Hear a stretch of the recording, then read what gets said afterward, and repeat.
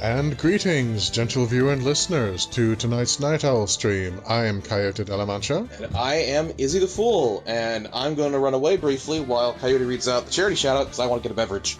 No! I abandoned you. Oh! Hey! And now I'm better. Time really does heal all wounds.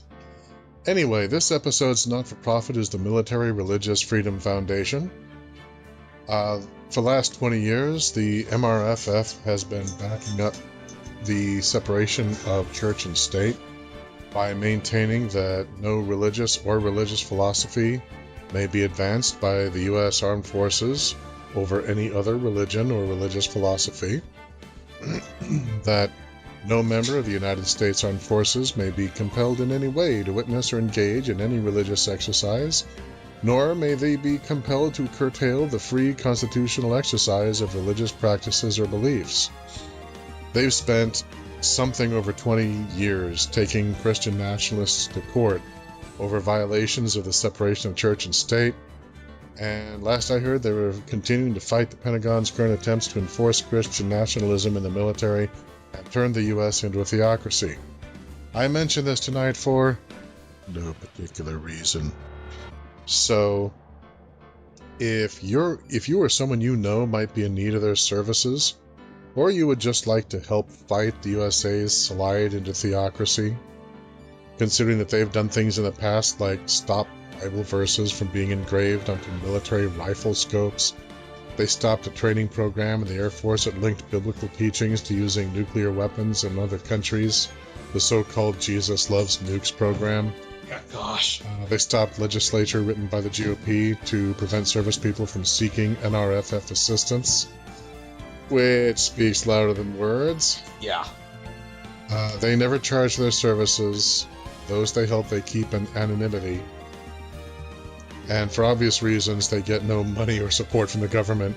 So, their link is in the website below, and if you can't afford to donate, please consider just giving them a signal boost anywhere that people might see. Because if we stay silent, then we're complicit. And now... on with our show! Yeah! On to something lighter. Trying to keep an innocent person from being murdered by the state.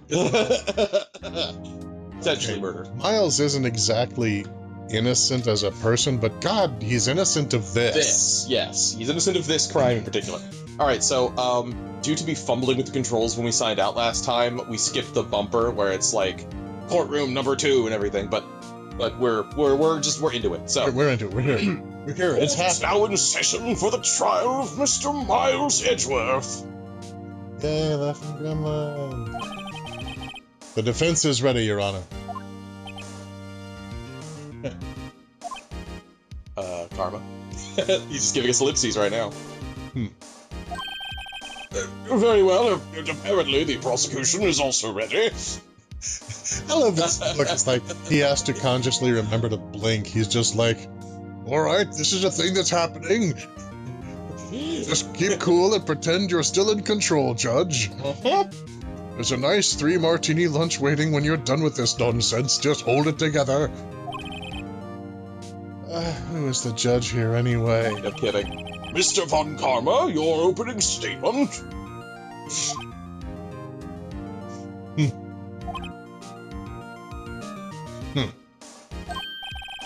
Very well. No opening statements, so... Objection! Not so fast, Judge. I was taking a meaningful pause before speaking. Right, of course. A prediction! Today's trial will end 3 minutes from now. 1 minute. 2 minutes. 3 minutes.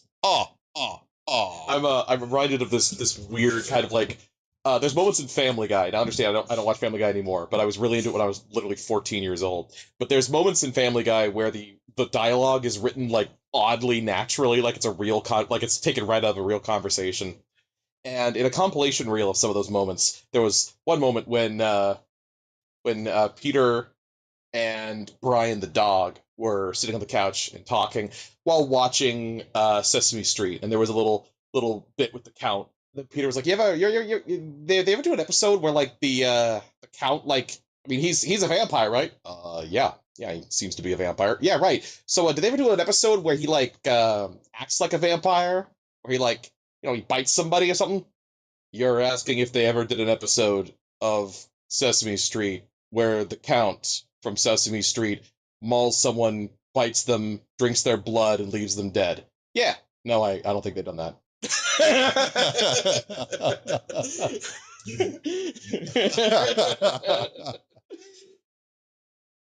That's fun. Humorous anecdote. Ah.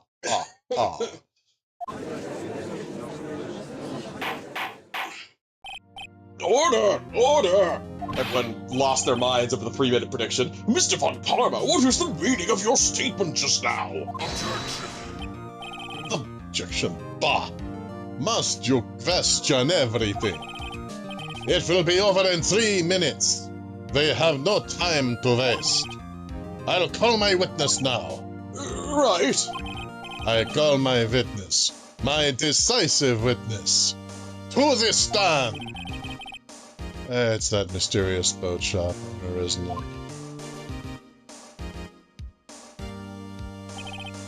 Witness, state your profession.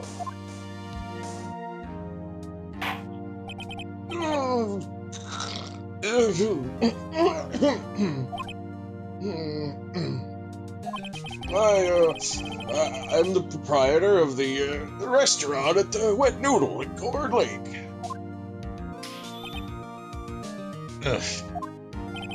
And I also rent boats. The night of the incident, you were in the boat rental shop, correct? Yep, I was. Please, testify. Wait a second. We still haven't heard who this old guy is. Objection! Wait a minute. The witness hasn't stated his name yet. That's part of basic court procedure. Because I did not ask him, Mr. Wright. Bah! Wow. I have predicted this trial will end in 3 minutes. No. Stop asking trivial questions and cooperate. It's not trivial. Establishing the identity of the witness is crucial to whether the testimony is worth anything. Never mind. Furthermore, the defense attorney is under no obligation to cooperate with the prosecution attorney, if only because having an adversarial debate system is the foundation of modern legal processes. Yep. Sorry for all the noise. I was slurping at my drink. He does kind of look like a vampire when he does. He really does. He was like, I like the Count voice for Von Karma. Indeed. Then have the higher classes not fed upon the very life's blood of those that we crush beneath our crimson heel. Edgeworth, I'm sure you can see why I idolize the man now. Phoenix is just like, I have no further questions for you, Edgy. Yeah, everything is explained now. Everything is explained. There is no further mystery. Yeah, right. Trivial questions. As if. I should cooperate. Yeah. This is my left buttock. Perhaps you would like to bite it. The witness will state his name. Thank you, Judge.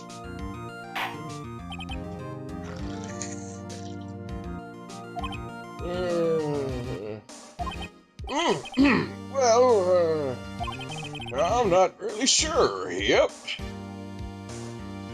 Your Honor, I'd like to call into question the competency of this witness. No shit. I would like to ask for these proceedings to be paused until the witness's mental competency can be ascertained. I have no idea what the proper legal phraseology of that would be, but it's gotta be in there somewhere. It's gotta be, right? By the way, any viewers or listeners, if you happen to know more about the law than I do, which would not take much, please feel free in the comments to fill this out a little bit. Yeah, Legal Eagle, are you watching? That would be awesome, but probably not. Probably not. He's busy.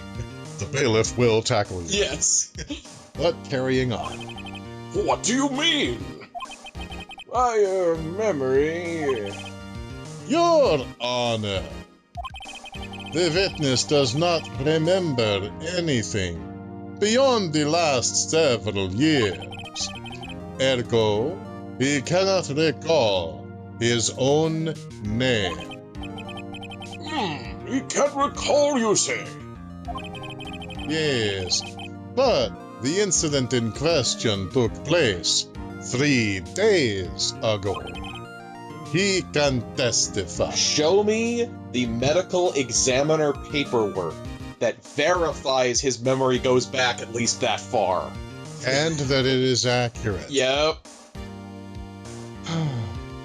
What's that weird bouncing sound that we keep hearing in the background, Your Honor? Oh, that's just the kangaroo. This is his court. Never mind. Aye. Very well. Let's hear this testimony then, shall we? Witness? That scream that you are not hearing is part of Phoenix Wright's soul dying inside. Witness testimony, the night of the murder. It was the night of the 24th, just after midnight. Yep. I was in the restaurant where I rent boats, as usual. Your Honor, I object to this farcical aquatic ceremony. Then I heard a bang. Yep. When I looked out the window, I saw a boat just a-floating on the lake. Then I heard another bang. Just about then, the boat comes back to shore, and a man walks by my window. Very well. I'd like to begin the cross-examination. Objection. No. There is nothing to question in my witness's testimony. Ergo, no need for cross-examination. You don't get to make that call. Absolutely not. Who is this utter absolute jackanape? Besides, there are only 10 seconds left before our 3 minutes are up. He's going to command the judge. Judge, your verdict, now! Yes, Objection! Mr. Wright? Cross-examine. Oh, shit, yeah. What are you saying? Of course I'll cross-examine the witness. Very well, you may begin.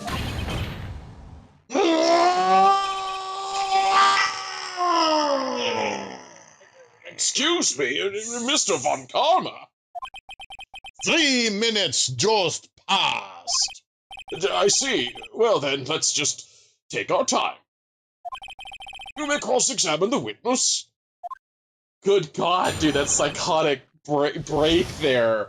He just grabs himself and screams. Good performance on that, by the way. Oh, thank you. That did get picked up decently on the mic, though fortunately we've got dampening and stuff, so you guys didn't hear the full volume of that. I assure you it was loud. Appropriately loud. Yeah, I kind of accidentally blew Isaac's hair back. Fortunately didn't blow out the mic. But yeah. Anyway. It was the night of the 24th, just after midnight. Yep.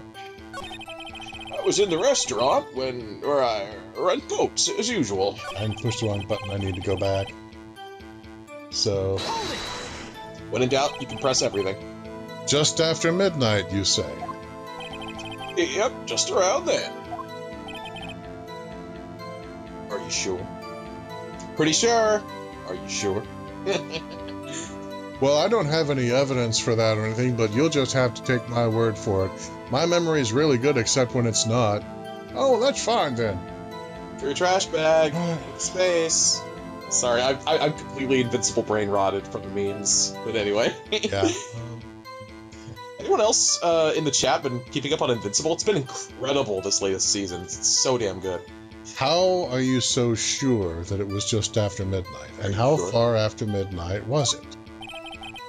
Pretty sure. Yep. Hey, he completed the meme. When I talked to you yesterday, you were rather vague about the time.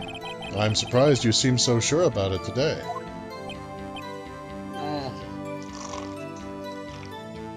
Your Honor, I move that this witness be ruled as being incompetent to take part in trial because of his literal inability to take part in the trial. Yeah.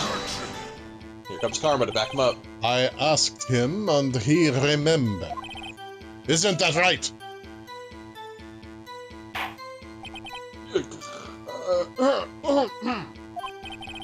Don't glare at me like that. I remembered it clearly, I did. Yep. You see? Continue! I was in the restaurant where I rent boats, as usual. Okay. Guts. Under... it was good. Good? Oh, good. It was good. Okay, normally I would not press this poor guy about anything, but there's a life on the line. Yeah. I'm not fighting him. I mean, I am a little, but mostly I'm fighting the fact that he's being used. Yeah. Karma obviously prepped him, like the prosecution does every witness, but... Is there anyone who can verify that? Well, I guess Polly could. That's not good enough for a court of law. Mr. Wright, exactly what's not good enough? A parrot as a witness. Your Honor, this Polly is a parrot. A parrot! Fortunately, not a dead parrot. Fortunately, not a dead parrot. I mean, not even a Norwegian bull. Yep. Mercifully. Something about the plumage? A parrot? Plumage doesn't bleed and enter into it. Don't be so hard on the girl, Keithy boy. Keith? The prosecution concedes that they cannot prove the witness was in the shop. Witness, please continue. Yeah, he doesn't want it to be quite so obvious how out of it the old guy is. Yeah, he intervened before it could be demonstrated that he literally doesn't even know who he's talking to. Yeah. And this is supposed to be the decisive witness. Then I heard a bang. Yep. And where did the bang seem to come from? From the lake, figure. You figure. You figure, so you don't know. Okay, let's see what the game has to say. Yeah. Are you certain? Whoa, whoa, whoa, whoa. Objection. This is my cross-examination. Apparently in this world, the prosecution can just jump in any fucking time. Yeah, just like the way they get to control evidence. Yep. Yep. Good. Continue. When I looked out the window, I saw a boat just a-floating on the lake. Was there someone in the boat? It was pretty far out there. Couldn't see clearly. But I figure there was 2 men out there.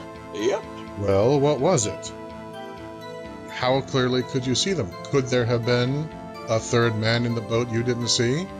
Since it was far out there and you couldn't see them clearly? Okay, let's see what the game says. Yeah. But you couldn't see them clearly. Yeah, good. Good job, Phoenix. Yep. At the time, that is. At the time? Then I heard another bang. So you heard 2 gunshots total. Yep. I really want to focus more on this. Mm-hmm. Where's the second picture? Or possibly I should say the first picture. Yeah, did you ever get the... That's right, you did get the first picture. You do have both pictures now, and the first one shows an empty-ass lake. And it was taken like 20 minutes before the second one, which contradicts his timeline of events here that suggests it was bang and then bang, like one right after the other. Yeah, that's the one of the shooting. That was the second one. Yeah, that was taken. The second one that you obtained was taken at 11:50 p.m. on the 24th. And the gunshot was, the money shot, as it were, was taken at 12:15 a.m. on the 25th. Therefore, 25 minutes elapsed between the two shots. And I want to focus more on that. Yeah, I think you'll have a way to zero in on that soon. But I think we're on the right track with that. That's what Lotta said in her testimony yesterday. Of course, Lotta is also distinctly not to be trusted. Mm-hmm. Not for the same reason. She didn't lose parts of her mind, she just never had much to work with to start with. Ooh! I don't blame you having a bad opinion of Vlada, honestly. She's got her fans, but, I mean, and she has her southern charm, but she's such an irritating obstruction to justice. I just thought being a witness could make me important and stuff. I still haven't given any thought to the fact that I might have had an innocent person go to the chair. That doesn't matter to me even now. But that's okay. I'll make it up to you. Not for free, though. Uh-huh. She even had to gouge you on making it up to you for her blatant lying on the stand. Anyway. Yeah, people like that really irritate me. It's like they blithely traipse through life being stupid. Treating other people as idiots because other people are trying to actually use forethought. And then other people somehow end up being in the splash zone and taking damage to their lives while the lot of hearts continue to just blithely traipse forward, skipping along doodah. But okay, refocusing. Phoenix Wright is a kinder person than I am. And he does not have the deep, dark, rage and resentment welling in his soul that I do for Lotta. Just about then, the boat comes back to shore, and a man walks by my window. Did you see the man get out of the boat? Did you see the boat come back to shore? Can you demonstrate for a fact that the man who walked by the window was also one of the men in the boat? What did the man do exactly? When did he walk by the window? How much of a delay was there between the first and the second shot? Those are a lot of good questions. Let's see where Phoenix takes that. By your window? Yep, by my window, right outside the window of my little shack. And could you see the man's face? Well, the fog was pretty darn thick, but he was right there in front of me. I saw him. No. Phoenix, you never ask a question as an attorney if you don't already know the answer. What the hell are you doing? This is a rather important detail. Please add it to your testimony.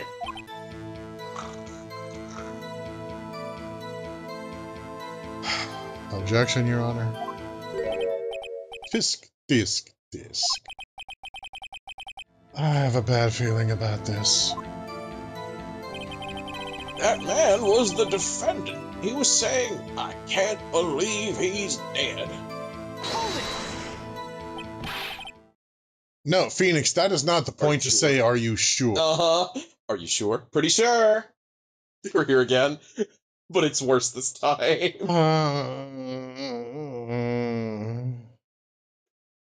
Why, God? Why? And Karma is very smug about the fact that Phoenix kind of hurt his own case here. Well, this is a trap that Karma set for Phoenix. He knows that Phoenix has a tendency, when in doubt, press. So he deliberately set up the situation so that when Phoenix pressed at this point, what was revealed would be harmful to his case, and in that way, it's actually more damaging than if Von Karma had been the one to bring it up. Mm-hmm. Are you sure? Uh-oh. He's sleeping. Dad! That'll get him. Dead certain, Key. Oh, here we go. He said, I can't believe he's dead, as he was walking by, too.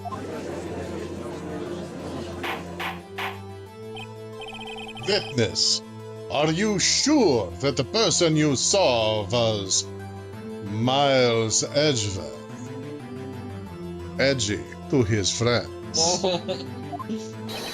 It was him, that Edgeworth boy! Falls over. And the judge has nothing for the moment but ellipses. Yes. This sounds like decisive evidence indeed. I see no room for doubt. Oh my giddy aunt.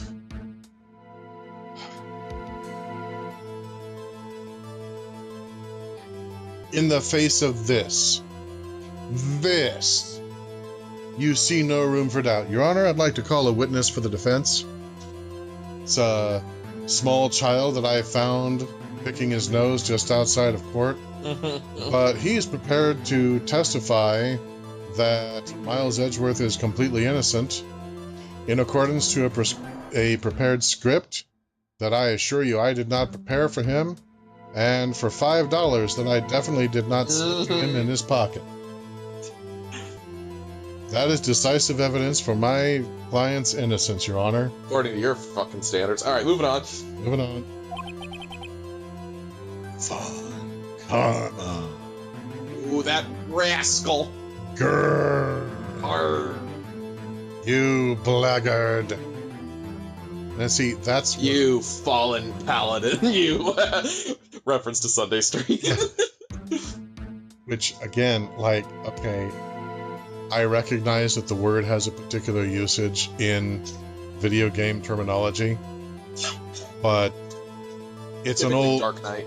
It's an old word, and it has only recently had that particular meaning applied to it. Apologies for the slurping, folks. Hope you don't hear too much of that.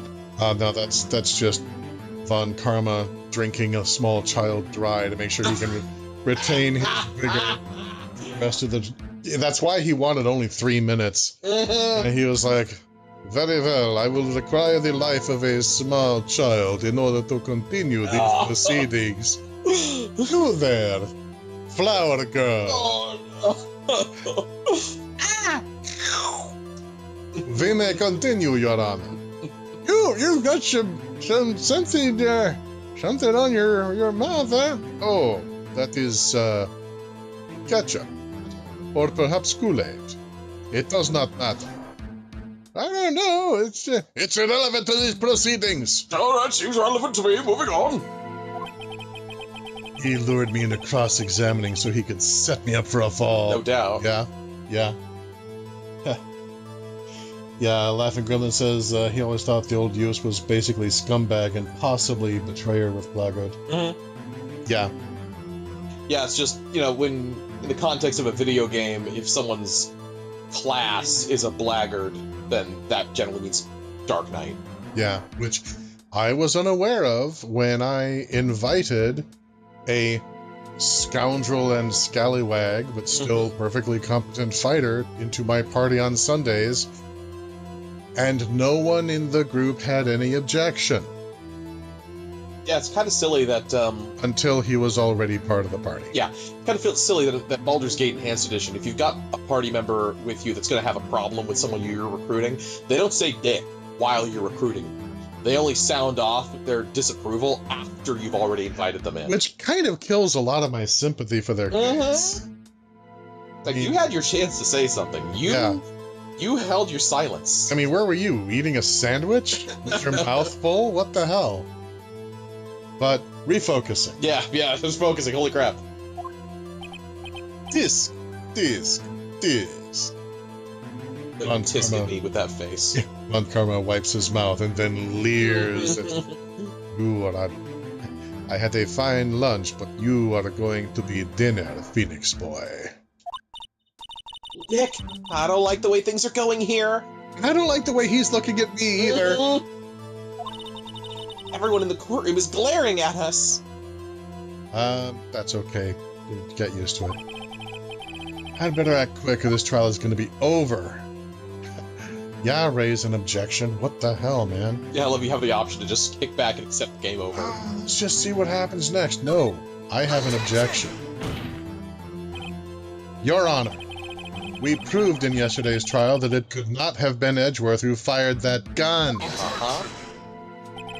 Mr. Wright, are you referring to the fingerprints from Edgeworth's right hand found on the gun, and the photograph showing a man firing with his left hand? Exactly! No. That is easily explainable now that I have had a day to think about it and come up with a bull rush explanation. Mm-hmm. Judge, you will accept my bull rush. I mean, my explanation. Yes, of course. What is your perfectly sound and unassailable explanation? He could have wiped his prints after he fired. Then why would there be prints on it from his other hand? So he fired with his left, wiped the prints, and then made sure to manhandle it with his right hand, and then dropped it. Come the fuck on. You are ignoring the truth of the matter here. One of us is. Everything in this witness's testimony is true. Says you, says him. You Prove don't even it. know what my name is. Prove it. He literally does not know who he's talking to, or when it is, or who where he he is, or who he is. Yeah, the judge clearly submitted on these two equally compelling arguments. Oh my God. Great good green gods and little green onions. The judge is lost in thought. What should I do? Always raise objections. Yeah, I'm not surprised that he's lost in thought. He's not there very often, and he probably kind of, He doesn't know his way around. Yeah. Objection! Your Honor, this witness claims that Edgeworth said, "I can't believe he's dead." But his word is all we have. If he were telling a lie, Mr. Wright, in a court of law, the evidence tells all. Good. Bring some. Yeah. Apparently, you have yet to realize even these basic facts. If you say his testimony is a lie, show us proof. That is not how a claim works. No. I pointed out that if his claim was false, there was a problem. Yep. If you say that marble is actually squeezably soft and retains water and therefore should not be used as building materials, you should back that up. Mm-hmm. And if you have an extraordinary claim, such as the murderer carefully wiped all his prints from the weapon and then manhandled it with his other hand to leave a brand new set of prints, extraordinary claims require extraordinary evidence. Where is yours, Von Karma? Mm-hmm. Phoenix, why are you sweating? Why are you sweating, He's Phoenix? a sweaty guy. I can relate. Why, Phoenix?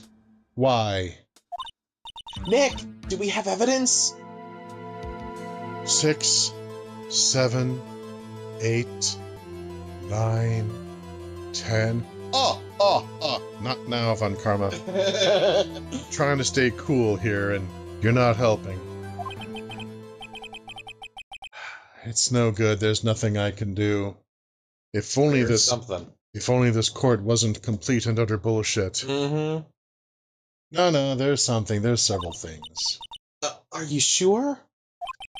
Pretty sure. Sorry. To be honest, I don't know what to do anymore. I mean, how are you supposed to play a game when not only are the rules rigged in your opponent's favor, but your opponents can change the rules anytime they want? Please. Can you hear me, sis? Please. We need your help. Nick needs you. Disc. is. Don't you tisk at her, you creep. 3 minutes was perhaps too high an expectation. Okay, don't try to turn your blatant failure into an excuse to look down on other people. However, 15 minutes isn't bad. This must be a new record. Enough. The witness may leave the stand. No! Oh yeah, he already fell over. This court sees no reason to further prolong the trial. It's time for that usual moment in the final day of the trial, or I think this might be the second to last. I think this is second. Yeah. That moment where all hope seems lost, but someone comes in clutch. Here it comes. We really need hope. Please like the video. Like the video, give us hope. Yes. Send us your hope so we can form the spirit bomb. Nor is there any need for more time to decide the case against the defendant. Please like. It's our only hope. This case is extremely clear. I see no room for misinterpretation of the facts. Every time you like the video, the judge dies just a little bit. Like. What? No. This court finds the defendant, Mr. Miles Edgeworth.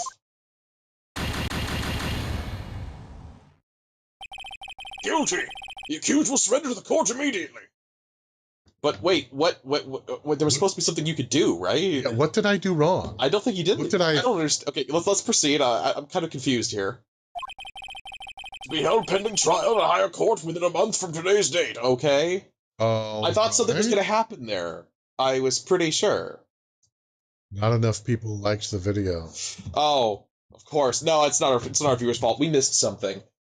Is this one of those? This court is adjourned. Okay, so I think this is one of those cases where if you just press, then you fall into the prosecution's trap, and you had to object to something before pressing that specific statement. Is that a thing? Apparently, I think that might be what's happened. Do that? I guess this court is adjourned. Okay. No, there was no miracle. Where was the miracle? There wasn't one. Oh, wait. There was a miracle. Oh, thank God. This is the correct course of action. Jesus, he really fakes you out. Who was that? Me. Who's me? Aru? Wow. Oh, it's Larry. Larry out of nowhere. Larry in clutch. Larry in clutch. Right to testify is paramount. Yeah, and he was there the day of the murder, though he was gone hours before, apparently. But he might still have seen something. He might have. I mean, Larry, please have seen something.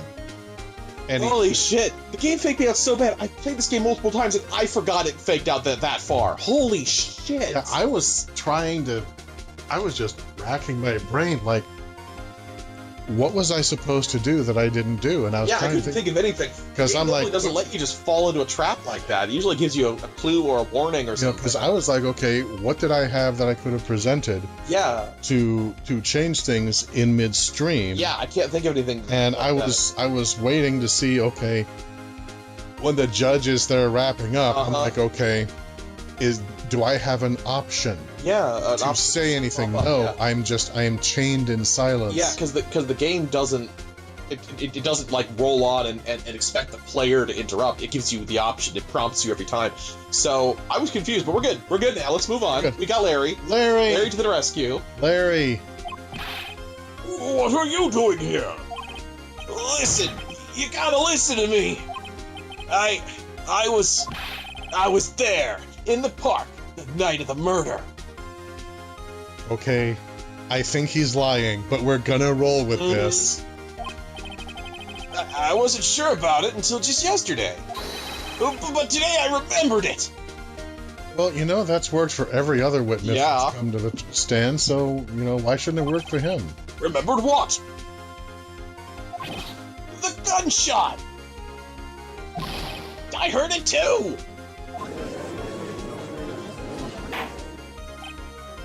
Order! What is the meaning of this? The verdict has been decided. I call for adjournment. One moment, Mr. Von Karma. My God, is the judge actually remembering that the point of law is supposed to be justice? Mm-hmm. That's weird. So you say you heard a gunshot? Oh my God, he is. Yeah. Every now and then he kind of half remembers the reason he got into this in the first place. Kinda nice when it happens. What the robe really means. Yeah. Yeah, I did! A gunshot that night! I was sitting here in the audience listening to the testimony. Then I realized something he said was different from what I remember. Anyhow, I can't just sit here and let you call Edgy a murderer. No. It's just not right! I'll testify! Let me testify! Testify!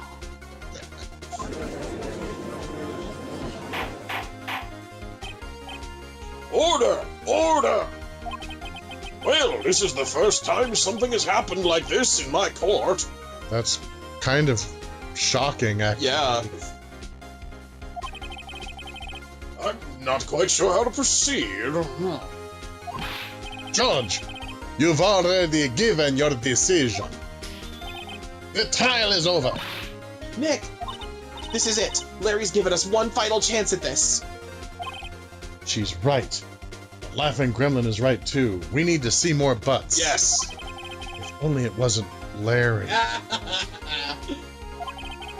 He could make things even worse. Fingers crossed. We've decided, in the light of the new evidence, to give the defendant double death. Double death penalty. 5 counts of the death penalty. Wait, don't you use the electric chair? EMTs will be standing by to resuscitate Oh, him God. 4 times. That is fucked, dude. Yeah, but I mean, with this system, how surprised would you really be? Yeah, fair point, yeah. Mr. Edgeworth was just declared guilty, Nick. It doesn't get any worse. You're right. Okay. Your Honor, if there is another witness, it is our duty to hear him speak. Right here, right now. A waste of time. The verdict cannot be overturned. Yes, it can, actually. Our verdicts are overturned all the time. Mm-hmm. It's called overturning a verdict. Yes, that's why you had the word for it, Karma. Over, which is what you need in order to overturn the verdict. You need someone over the verdict. And then turn, what a cleric will do when they see you approaching from a distance, and realize that they can ward you away with a holy symbol and a few well-placed prayers. Strokes beard. Allow me to speak my opinion. In all court proceedings, it is our duty to prevent an inaccurate verdict. I never thought I would hear you say that, Judge.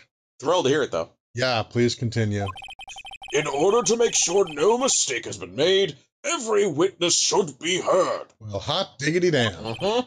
What is this? I withdraw my previous verdict of guilty. Hot diggity damn. Trilla, trilla, trilla.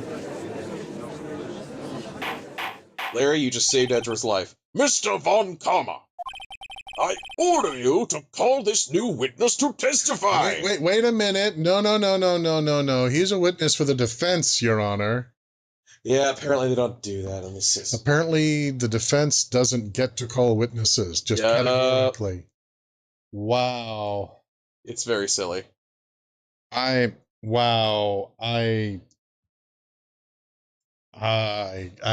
got nothing.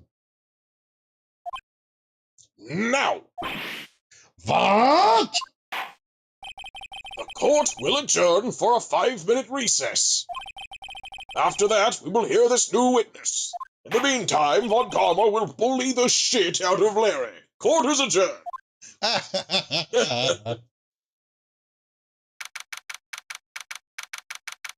December 27th, 10:28 a.m. District Court Defendant Lobby Number 2. Whew. That was too close.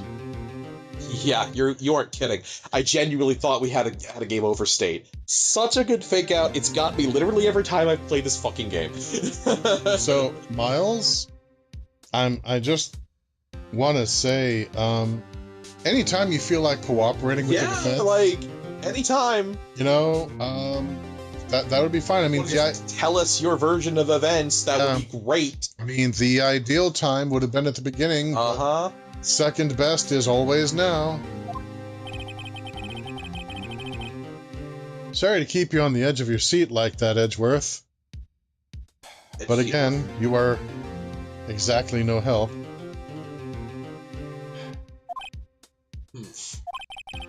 I've seen worse. I don't think you have. I find that incredibly unlikely. A scenario that was worse than you being declared guilty and then having that verdict luckily withdrawn. Like, come on. Anyhow. I mean, I suppose I could see this system genuinely just like, I find the defendant guilty on all counts. The sentence is death. I happen to have a revolver right here. Wait, what? Blam, blam, blam. Court is adjourned. Justice has been done. That reminds me of an edit of a comic that made it about 3,000% funnier. It's some court situation, the attorney gesturing to the witness, Your Honor, League of Legends! The judge slams gavel, death! And it just cuts to the defendant in the electric chair.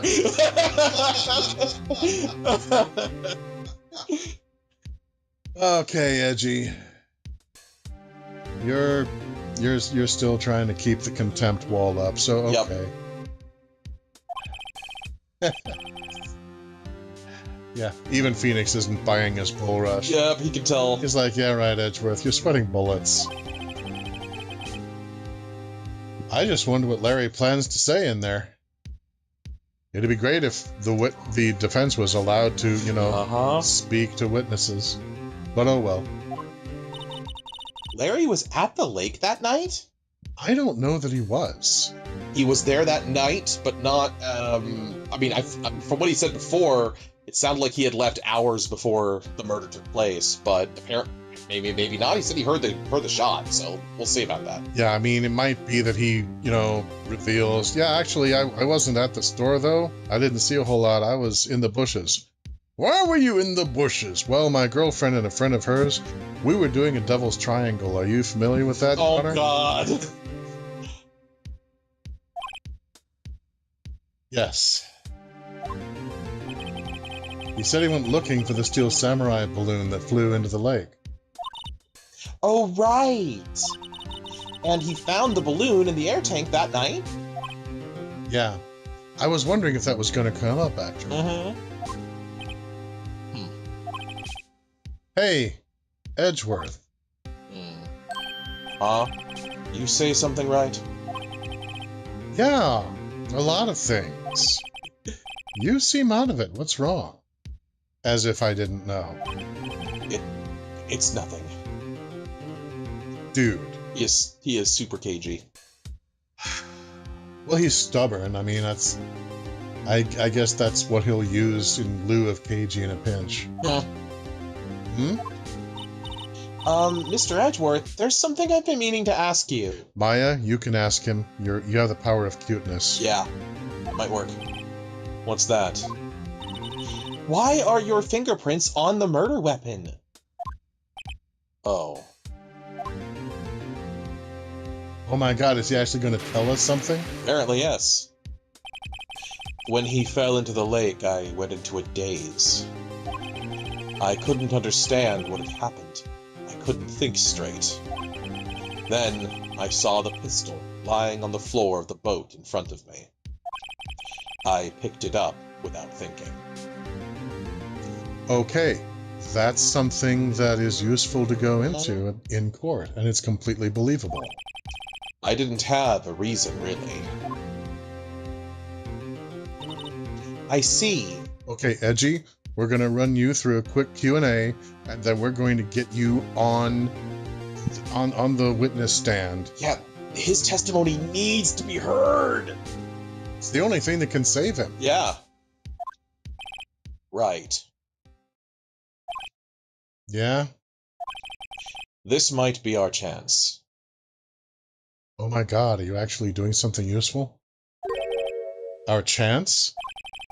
Von Karma has only ever run perfect trials. Okay, your definition of perfect and mine are very different, but please proceed. I mean, perfect trials? Perfectly prepared witnesses. Perfectly complete evidence. Perfectly scripted, perfectly fabricated, perfectly counterfeited. Yeah, I can see how it is that you learned the trade from him. Yeah. That's the secret to his success. Not much of a secret, no. Yeah, he's a lying, manipulative, brutalizing serial murderer who happens to use the court to do his dirty work. Quite a secret. Yeah. Heck of a definition of success. This is the first time he's ever had to deal with something unexpected. Okay, I knew that he was a little thin in the membrane, but I didn't know he was that thin. He has to let someone he hasn't even talked to testify before the court. And that someone is Larry. God help us all. So, what are you getting at? It's likely his testimony will be full of holes, right? It's Larry. It's Larry. I mean, come on.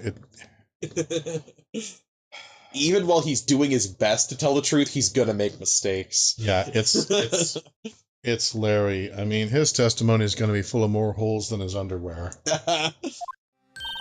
That's right, Nick. No 10-minute trial this time. We'll milk this one for all it's worth. Well, since there's nothing against leading the witness in this system, technically every hole could be used to our advantage as long as we're a dishonest, POS.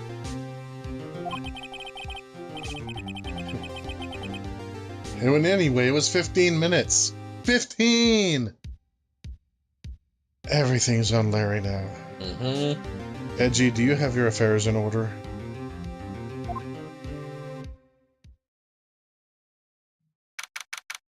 December 27th, 10:35 a.m., District Court, courtroom number 3. Butts takes the stand. Court is now back in session. Witness, please testify to the court about everything that you saw and heard. I'm glad that Larry came forward, but honestly, no, I think that it was the support of our viewers and listeners that turned everything around and reordered time. It must have been. There's no other explanation. They're not. On the night of December 24th. On Christmas Eve, too. Yep. Golly. Right. Leave it to me. Oh, God, Larry, you're gonna get us all killed. We'll be killed and castrated prior to booking. Oh, Please, Larry, don't mess this one up. with 3 exclamation marks, yes. You mess up everything else. It's not that I believe in you, Larry, it's that I have to try to believe in you. I hate to admit it, but you're our last chance. Yep. Help us, Larry Butts. You're our only hope. Yeah. Dear God. Dear God, it's full of Larry. Karma didn't even have time to prep his witness. Yeah, he only had 5 damn minutes, so Yeah, and if Larry was smart, he did everything he could to stay the hell away from him. Uh-huh.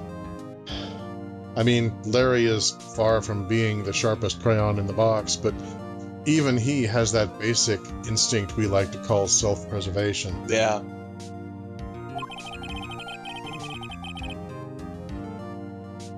just hope Edgeworth is right about this being our big break. Krillin is failing to come up with good butt jokes. Don't worry, there'll be plenty of butt jokes to come, I'm sure. They're on the way, I'm sure. You'll have more material to work with. The night of the murder. That night, I was out on a boat on the lake. Okay, Larry. In this case, I'm not so much going to be pressing him for holes, which I'm pressing him for details. Yeah. I was looking for something, and I found it. Now is not the time to be subtle, Larry. Yep. So I quietly slipped the boat back in at the rental shop dock. Then, just as I was thinking about going home, I heard this bang. I looked out over the lake, but I didn't see a boat. So, after I heard that single gunshot, I went home. Oh, Larry. That was an unusually vague testimony, even for this court. Even the judge is admitting it. That's beautiful. In any case, Mr. Wright, you may begin your cross-examination. Righto! I mean, yes, Your Honor. What's wrong, Nick? It's Larry. I have no idea what he's going to say if I press him. Yup. The man's mind is like a sieve. I'm a little scared. Well, we've come this far. There's no way to go but forward, Nick. Cross-examination. The night of the murder. She's right. Here we go. That night, I was out on a boat on the lake. Okay. Something wrong, Mr. Wright? There were so many things wrong, I don't know where to begin, Your Honor. Ah. Well, okay, first of all, what time was it? Oh, it was after 11 o'clock when I went out in the boat. Oh, he was way closer to the time of the murder than we thought. Okay, that's The important. time of the murder was at 1:15 midnight.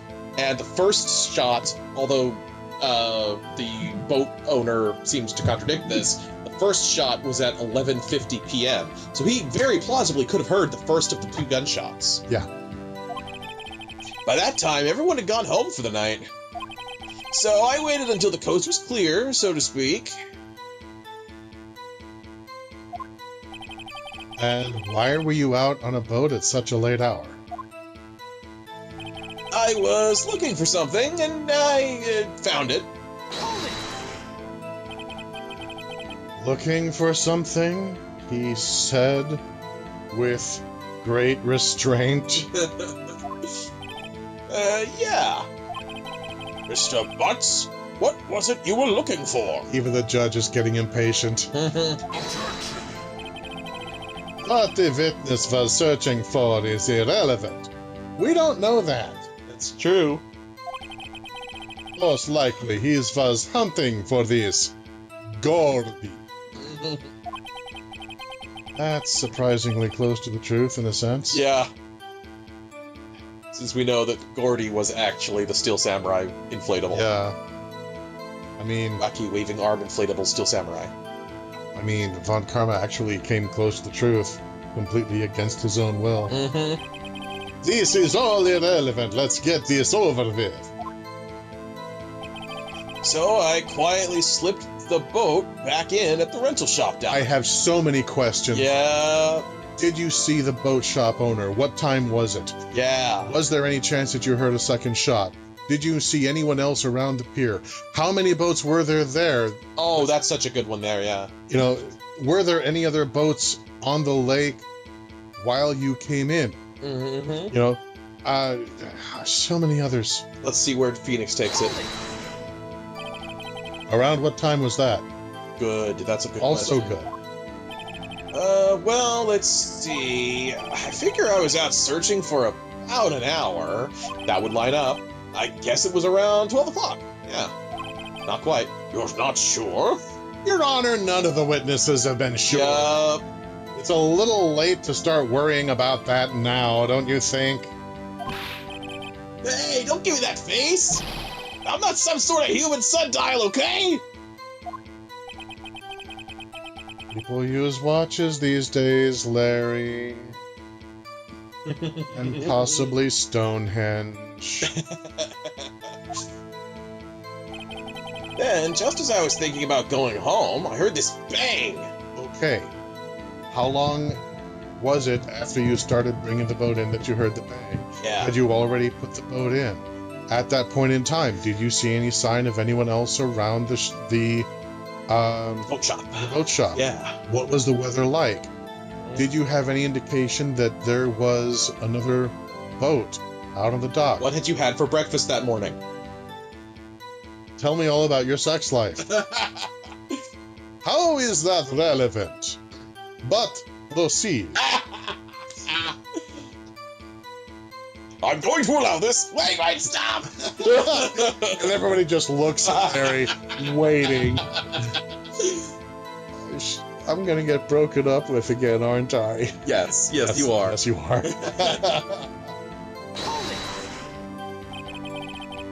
Where did the sound come from? A good question. Another good question. Yeah, well, I wasn't too sure about that. I looked around, you know. Did you look at the lake? Thank you, Judge. Yeah, I looked. I looked out over the lake, but I didn't see a boat. Interesting. That lines up with the first photo that we saw where there isn't a boat in view, which suggests that the first gunshot, the gunshot he heard was the first of the two at 11:50. Yes, and that lines up very nicely. Uh-huh. Wasn't there a boat on the lake? This is important, Larry. Uh-huh. Be sure. Which gunshot he heard is going to be crucial. Yes. Order! Well, Mr. Butts? Whoa. Everybody just calm down, okay? I mean, it was real foggy that night. I'm not sure whether there was a boat out there or not. Okay. Not the ideal response that I was hoping for, but that's still important.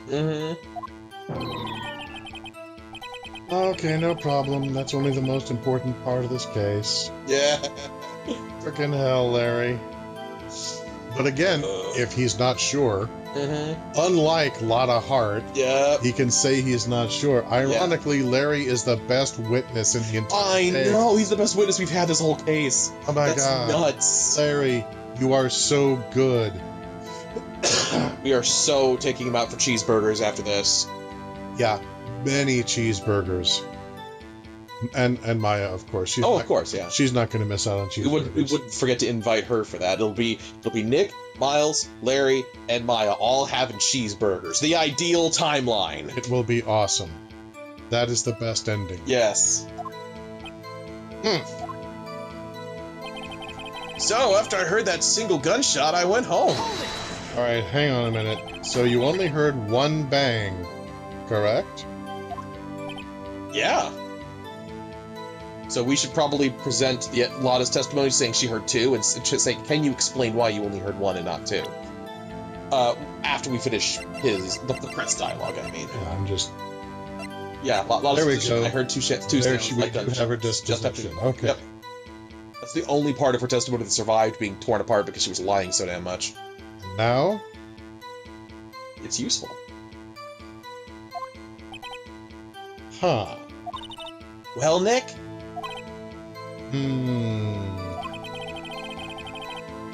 No, it wasn't wishy-washy. No, it wasn't. And Phoenix is like, it was a pretty wishy-washy testimony, wasn't it? I'm like, no! No, it was not! It was less confident, but it was more honest. This is the best evidence that has come forth yet. I guess I should just start working on the contradictions. Yes! Yes, indeedy. Sorry. I wish I could be more helpful. I wish I could call my sister. Maya, you are so helpful. Yes, don't I have no value yourself. how helpful you have been in every case you've been part You're of. worth so much more than just a conduit to your sister. Oh my god. Eventually, I hope Phoenix impresses that upon her. So far, he hasn't. Yeah. Okay. My Phoenix is because I have extra dialogue that isn't in the game. But I hope the game version does too.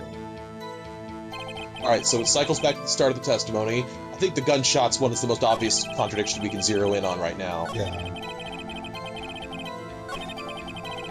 So I'm going home, I heard this bang.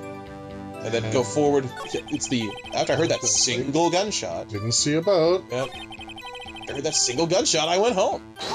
Oh, no, not press. You wanted to present. Okay. You gotta go through this dialogue again. I'll go ahead and go through this. Yeah, I pushed the wrong button. Yep.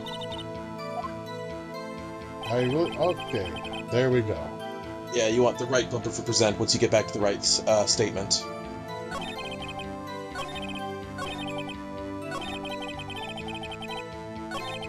There it is.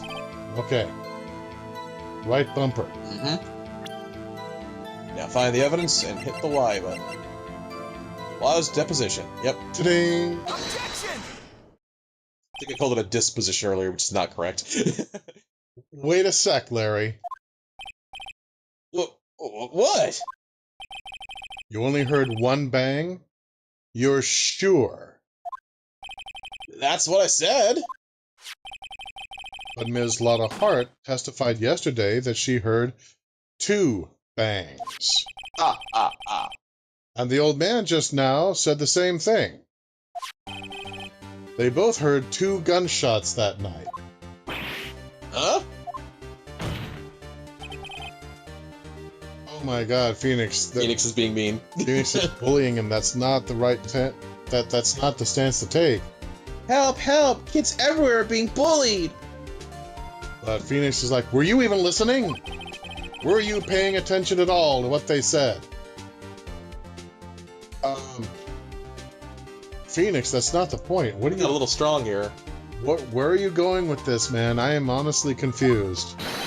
Yo, Nick, please! Huh? You know, something's been bothering me. I'm a witness, see? I'm like a customer here. No, you're not. No, Larry, no. You're really not. So you gotta treat me nice and stuff, okay? That is not how this works. No, goddamn. You have a sword of Damocles hovering over you, and if you're found in contempt, you can be carted away into prison. Yeah. Where you can be fined more money than you have ever seen in your life. Judge, permission to treat this, Mr. Larry Butts here as an incompetent witness? I'm going to allow it.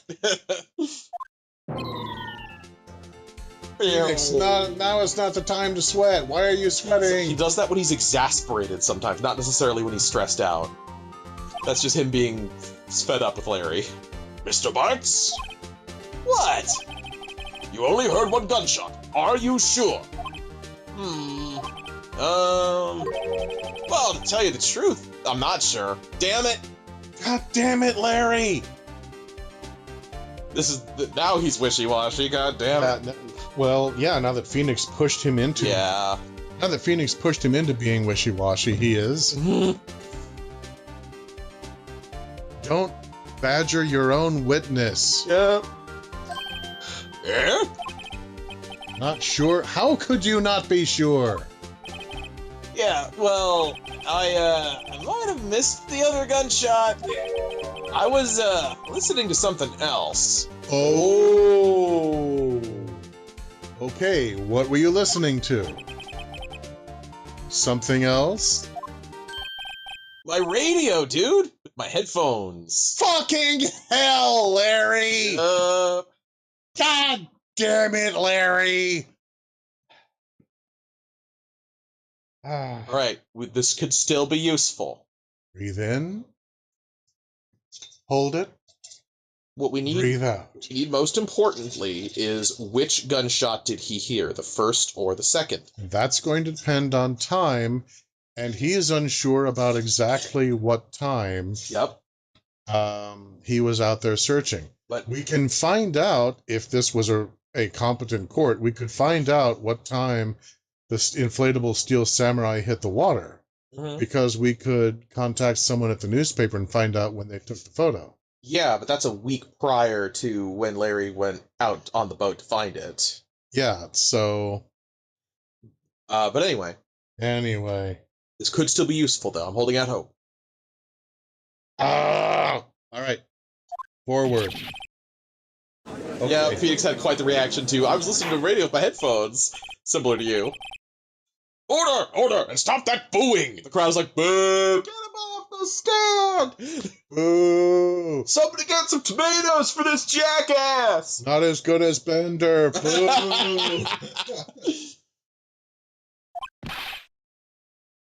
Mr. Butts, you were listening to the radio with your headphones? Who even listens to the radio anymore? Yeah, so what? That crime? It was, in fact. Video killed the radio star, Mr. Butts. Oh, God. I'm going to buy like an acre of property out in the countryside. And I'm going to build a house there.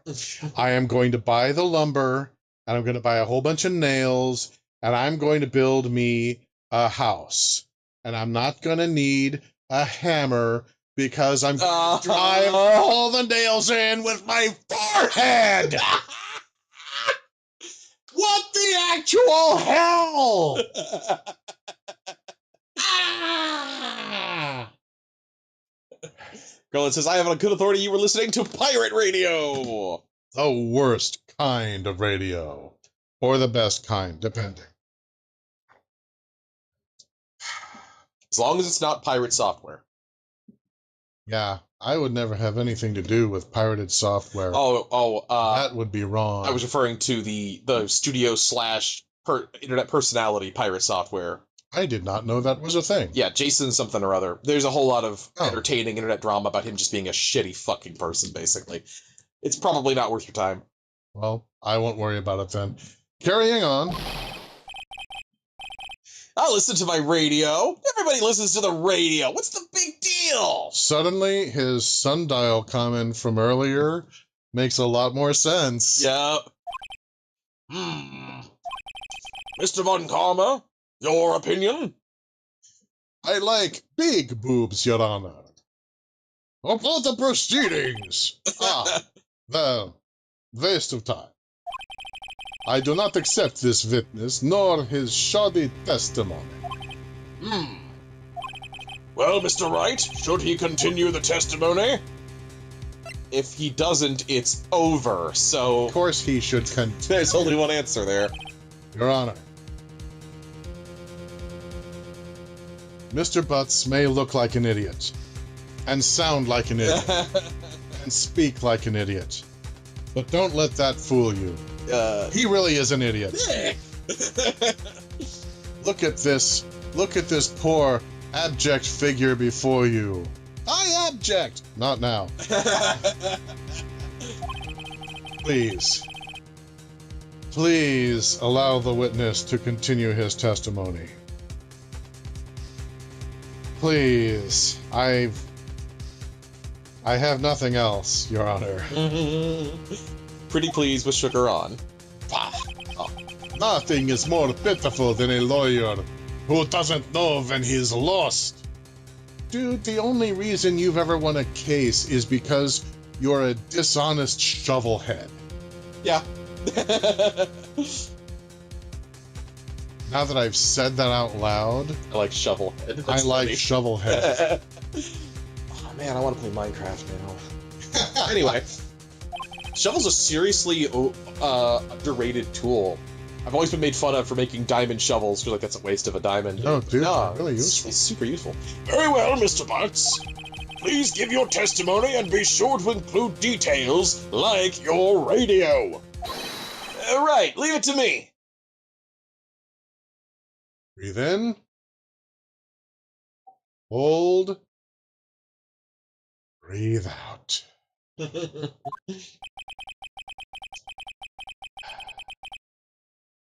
I wouldn't leave it to him if there were any other way out of this.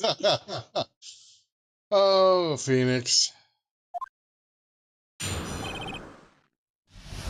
Witness testimony, what Larry heard. It's lonely being alone on Christmas Eve. Oh yeah, Okay. I forgot to mention. Interesting thing I've picked up through video games. Not sure how accurate this is to real life, but in Japanese video games, it seems to be a common thing that Christmas Day is, of course, for spending with your family. Christmas Eve is for spending with your lover. Oh. Seems to be a thing in some Japanese video games I've played. Can't say how accurate that is to actual Japanese culture, but it's certainly a thing in anime. Is that kind of like having fried chicken for Thanksgiving? Maybe. Fried chicken? Is it? I forget if it's It's either Thanksgiving or Christmas, but there's a tradition that's developed. Oh, also, Have KFC. I can't speak to. I've heard. I can't speak to that. I just know that in anime on Christmas they have a cake. Cake is good. Yeah, I think you should have a cake on every single fucking holiday, person. Cake's amazing. Cake is amazing. You should have cake and pie. Infinitely better than fried chicken. But carrying on. It's lonely being alone on Christmas Eve. I am so going to press him on that. Yeah. Why exactly are you alone on Christmas Eve, Larry? Anyway, super mean, love it. That's why I was listening to an all-request show on the radio, see? I was listening to it real booming loud, like... But I'm sure I heard that gunshot. I remember exactly what the DJ was saying when I heard it, too. That's the way we can establish the time. Yes, finally! What was he saying, Larry? Alright, you'll have to press him on that to find out. You were listening to your radio at a high volume? Okay. This being California, Your Honor may not have heard a gunshot before. But, yeah, it's a very piercing sound. Yeah. Yeah, what's the big problem? Can't a man listen to his radio in peace? Isn't this a free country? No, this is California. Yeah. And California is not free. Not judging by these proceedings. Yeah, freedom isn't free. It costs $1.05.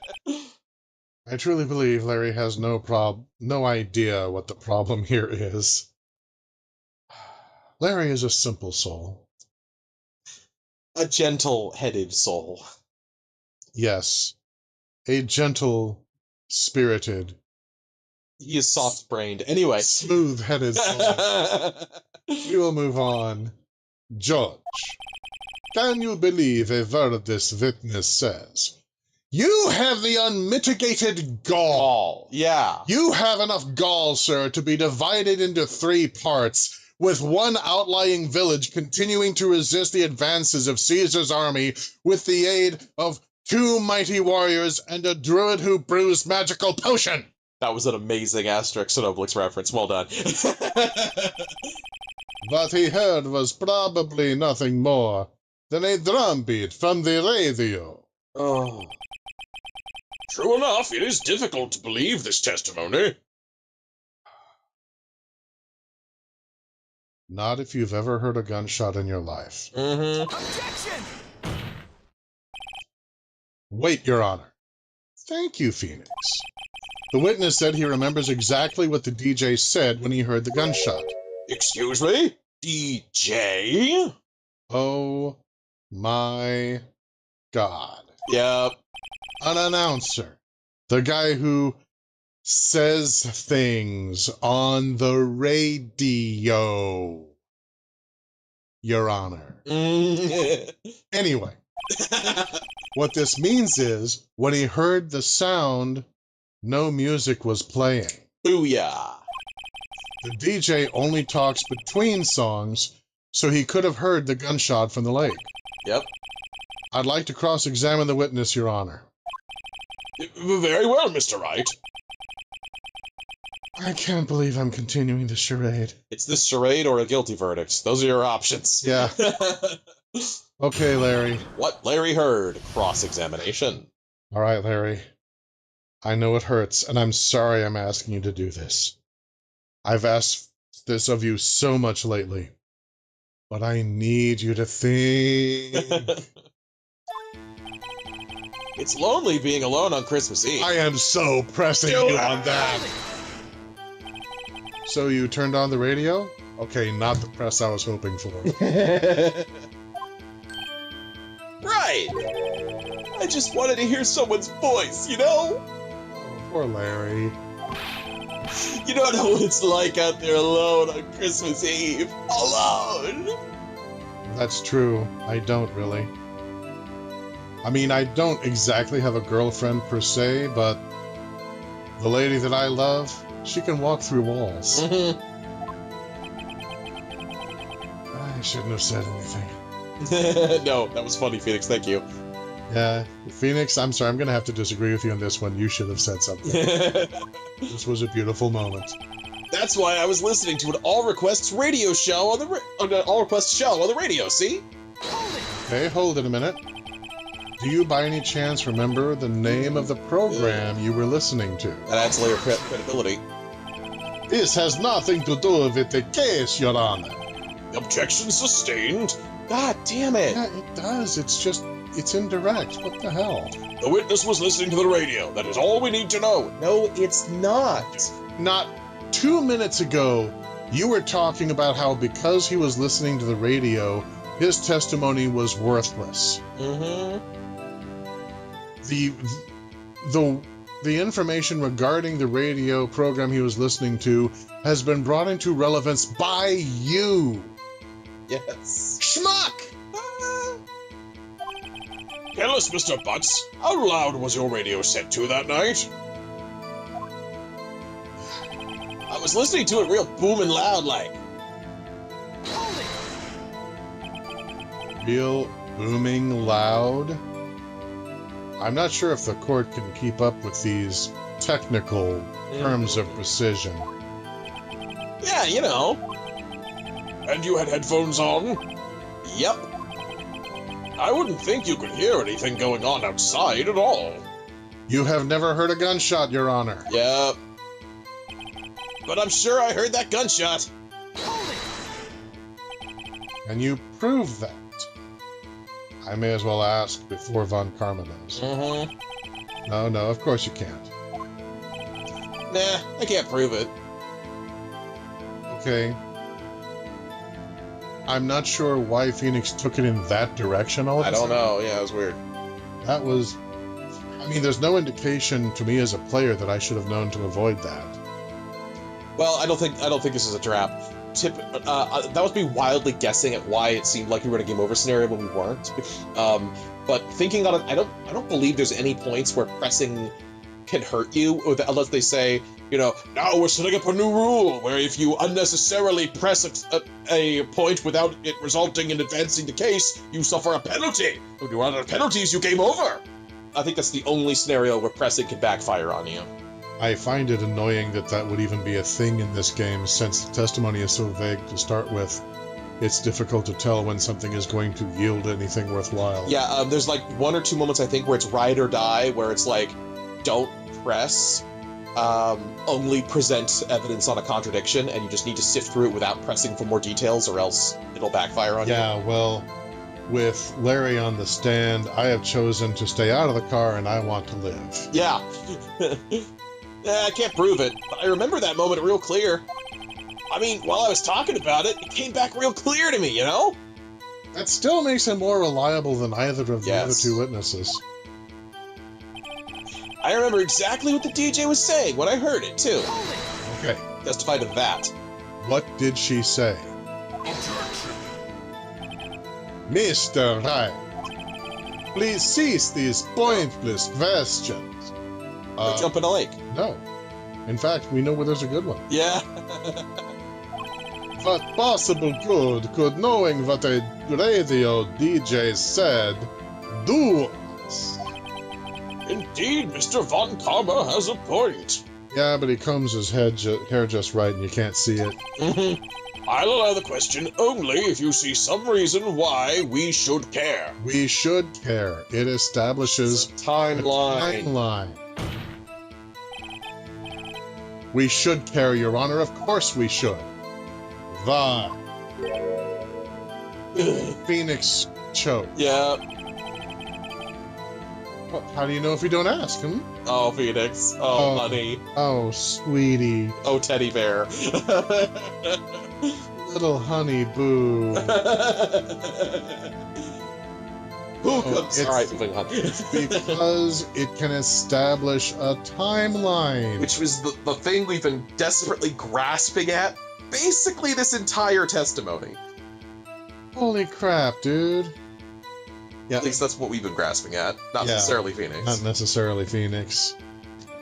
I really think that the whole reason that Mia estimated, give him another 3 years and he'll be a great lawyer, is just because it'll take him about 3 years to get the confidence he needs Yeah. to match the strength of his heart to actually get him through moments like this. Fine, very well. Nice, that worked. Holy crap, okay. I was not expecting that, but here we are. Mr. Butts, please testify to the court. And not to whoever you've been testifying up until now. What was the radio announcer saying when you heard the gunshot?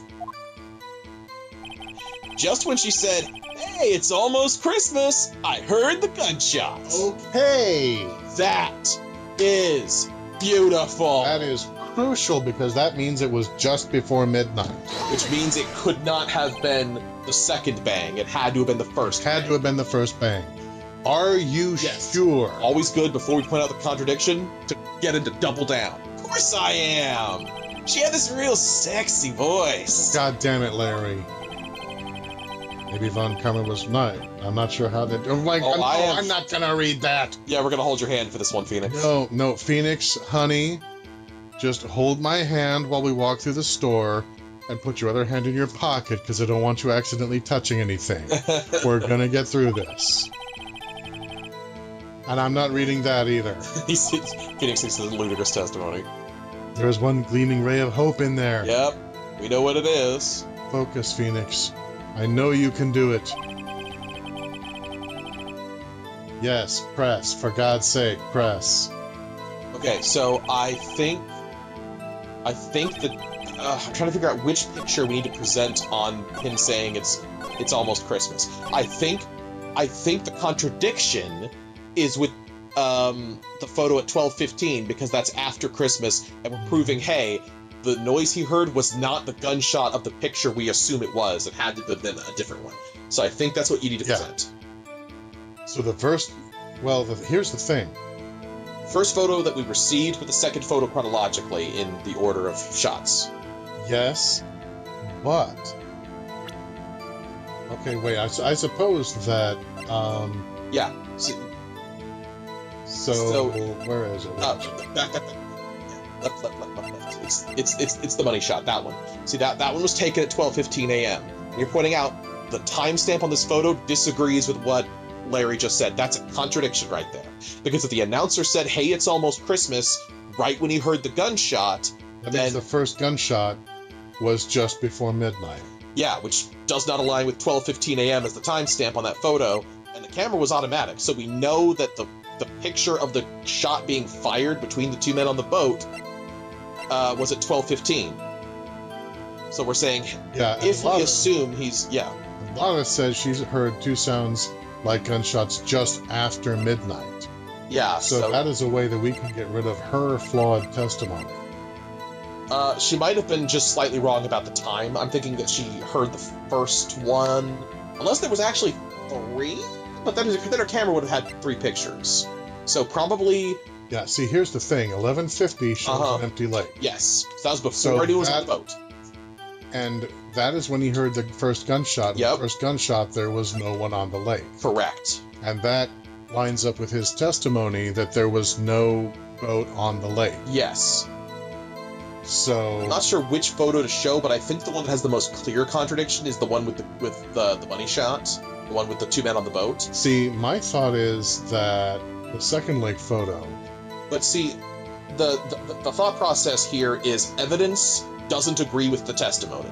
And that evidence does agree with his testimony, but it shows a problem in the larger picture. This piece of evidence directly disagrees with that particular statement in isolation. Yeah, but what he's really disagreeing with is Lotta's deposition where she heard 2 sounds like gunshots after midnight. I don't think that that's relevant right now.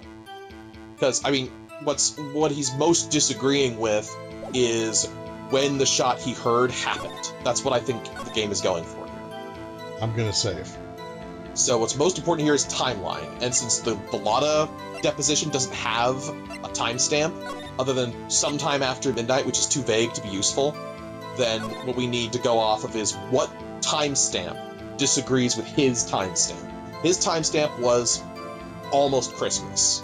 The timestamp of the gunshot that the jury assumes he heard, which would have been the kill shot, disagrees with that, since it's at 12:15. That's what I think we're going for here. That's my logic, anyway. Well, do we know that the jury is assuming that the shot that he says he heard was the kill shot? I assume so. Because what he said before was, I heard a shot, I guess I only heard one. I guess there could have been a second one after, but I didn't hear it because the music came back on. So he's saying, I heard the first shot, but I didn't hear the second one. There might have been a second one, but we're proving is definitively he heard the first shot, not the second. I think that's the right angle here. But this might be a case where multiple pieces of evidence will get you to the same correct objection because they contradict in different ways.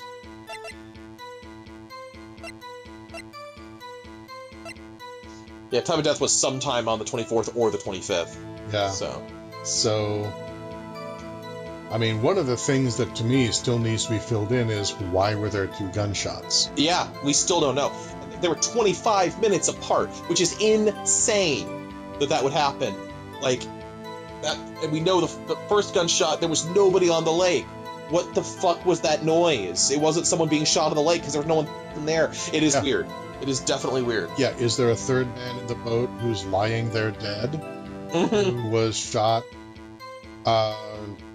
earlier and then dragged into the boat? You know, we do not know.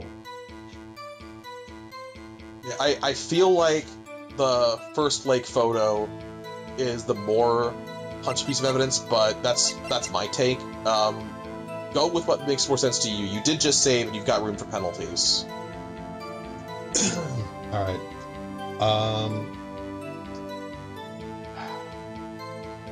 See, my thought is first start.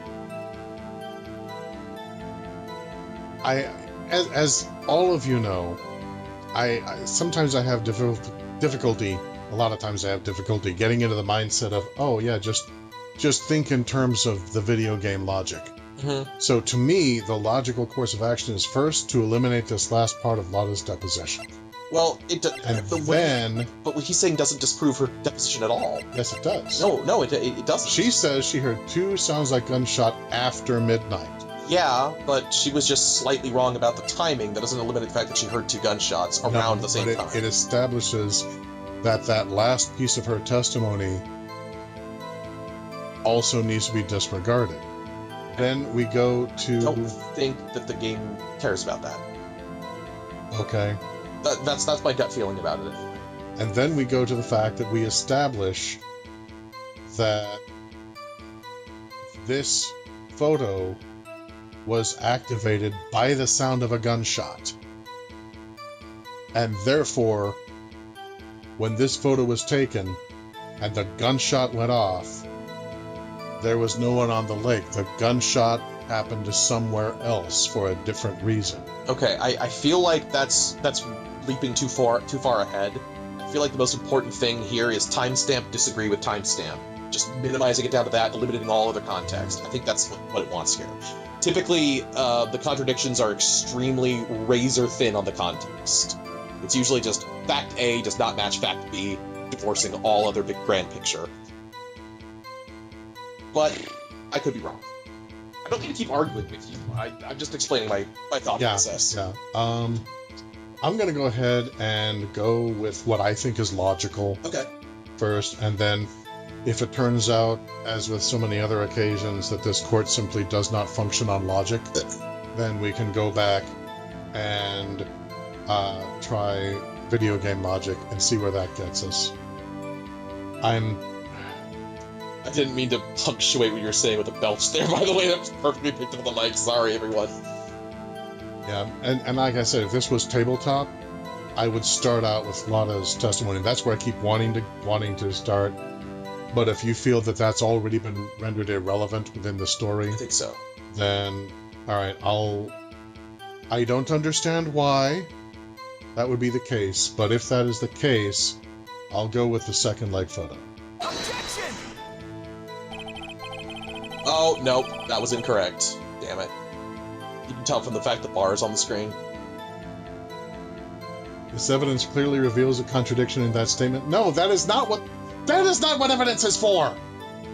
That is not now and has never been specifically what evidence is for. That is the function of evidence in this video game, is piece of evidence disagrees with piece of testimony. But that's not always how it's used. That's how it's generally... No, yeah, it is? What do you mean? No? Well, okay, think back to the first Steel Samurai, when the corroboration was used, when the corroboration was established by the photograph of the limping Steel Samurai, to have Ms. Oldbag's testimony seem to be more accurate.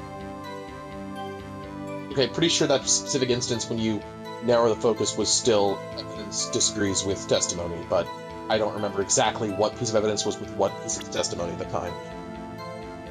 Yeah, if you want to load, you can just go ahead and load, yeah.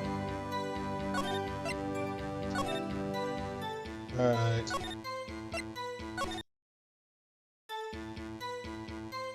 We spent a long time discussing the nuances of that evidence, I just realized. We were talking for like 5 minutes. I disagree with this. I disagree with this being the logical course of action under these circumstances. It makes perfect sense to me, but alright. Objection! Okay, yeah, that was correct. Larry, are you absolutely sure what you're saying is correct? Huh? What's with the face? You look scary, dude. Hey, if you're trying to scare me, you better know I don't scare that easy. You're sweating. Yep. Is something the matter, Mr. Wright? Your Honor, did you hear what the witness just said? The DJ said, "Hey, it's almost Christmas," when he heard the gunshot. Indeed. And? Almost Christmas means it wasn't Christmas. That's a meme. Do you realize what this means? When he heard the gunshot, it was still Christmas Eve. That would seem to be the case, yes. But he should have heard the gunshot after midnight. I feel like there's a series of assumptions being made here regarding... Never mind, I'm moving forward. This photograph is irrefutable proof of this fact. Let's see what the time was on the photo taken when the gun triggered Ms. Hart's camera. 12:25, 0:15, 15 minutes after midnight on Christmas Day. This is a clear contradiction, Your Honor. Order! Order! What does this mean? The 2 prior witnesses heard gunshots after midnight. Yeah, Lana also testified to after midnight. Yeah. Which is why I had been thinking that logically I would start with that. Yeah. However, this witness says he heard a gunshot before midnight. George, the answer is simple. The current witness is plainly mistaken. Just look at him. Suspicious. Just look at him is not a legal argument. I've had it used against me in court. Oh my god. Anyway. What? Well, Mr. Wright, what do you think about Mr. Butt's claim he heard the gunshot before midnight? I think he's right, Your Honor, and if this was a real court, we would be able to contact the radio station to back up this testimony. Yep. However, you don't run a real court, so... So says the kangaroo. So, yeah, just trust me, bro. Larry's not mistaken, Your Honor. He heard that gunshot before midnight. Intriguing. I'm assuming you have evidence for this vile claim. Oh, yes, we do. That'll be the photo you tried to present to start with. Show me evidence there was a gunshot before midnight. Uh-huh. Bam, there it is. Okay. Yeah. Now. Yes. Sequence of events. It can trip you up big time. I've had the same problem. I didn't have that problem with this specific interaction, but I've had it with multiple other cases where I'm like, no, this is the point I'm trying to reach. Oh, I have to hold everyone's hand to get there first. Okay. I understand your frustration. Grr.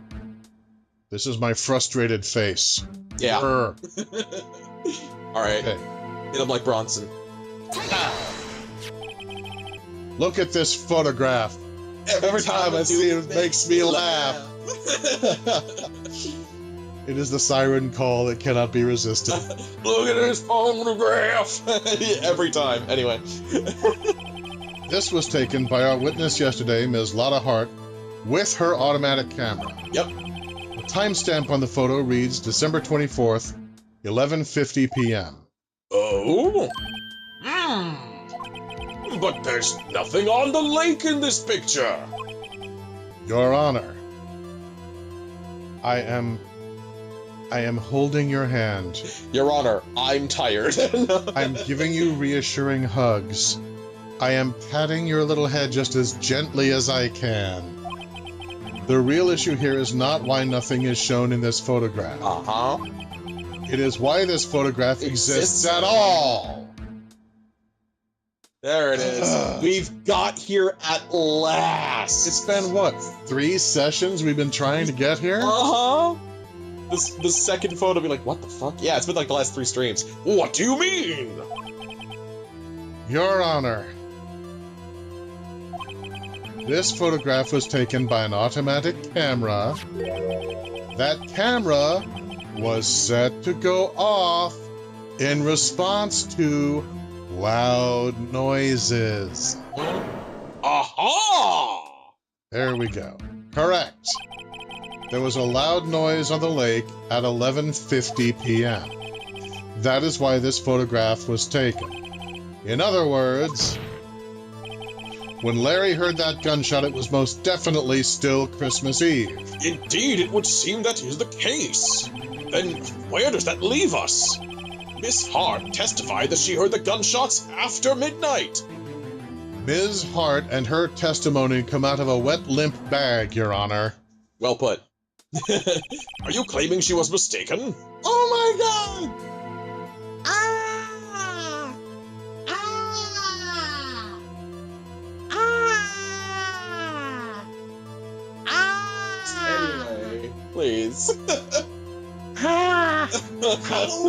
Hey, after all this? Seriously? Smooth. How could the woman who was wrong about 95% of what she said be wrong about this other 5%?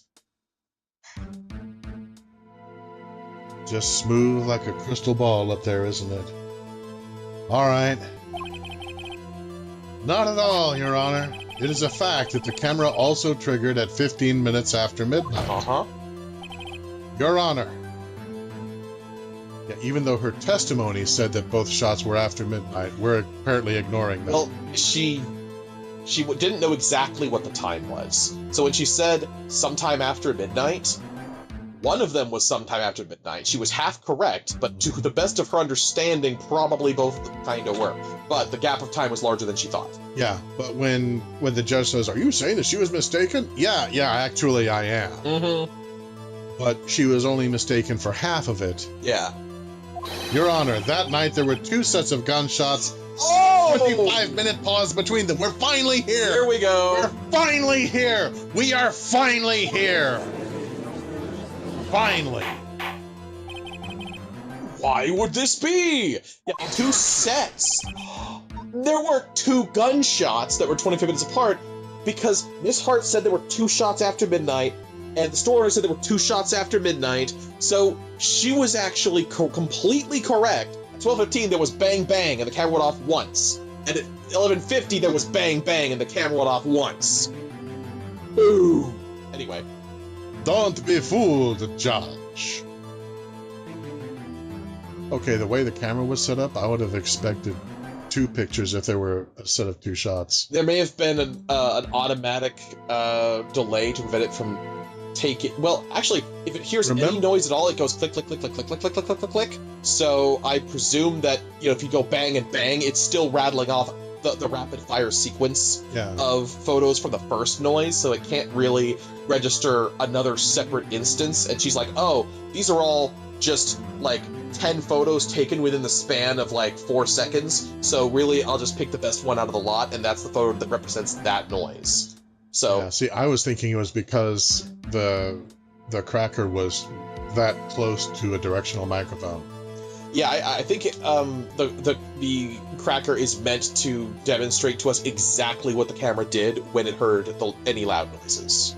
Okay, I find that to be very strange. Yeah. But I will proceed.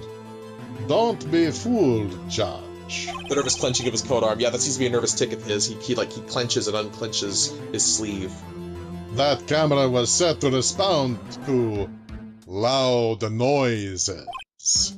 Yes? No.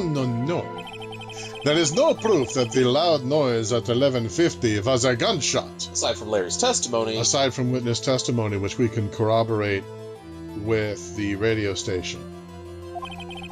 Why, the witness could have sneezed, triggering the camera. Don't be stupid. Why stop now? I know. He was a very long ways away from the camera. It was triggered for very loud noises. Soft noises wouldn't have done it. Anyway. Hey, my nose was clear that night, man. Clear. Not the point that matters here, Larry. But Larry, stop helping. Well, if his nose really was clear... Well, Mr. Wright... Oh, penalty on the line if you say the wrong thing here. There's no turning back now. Oh, come on, man. There hasn't been turning back since day one. Can you prove that the loud noise at 11:50 p.m. was indeed a gunshot? All right, let's think about this carefully. Okay. For this to work, we need to prove that there were actual gunshots at 11:50. Well, or we need to prove that there were loud noises that did not set off the camera. Yeah. Either one. Okay, let's see. Set to picture of a loud noise detected face lake. Okay, that doesn't do it. That doesn't do it. That doesn't do it. That doesn't do it. Onto the victim's body. Fired 3 times! That answers the question we've had since the very beginning. Why have the witnesses only reported 2 shots when the when the gun was fired 3 times? That is a slam fucking dunk, dude. Yeah. That fucking proves it.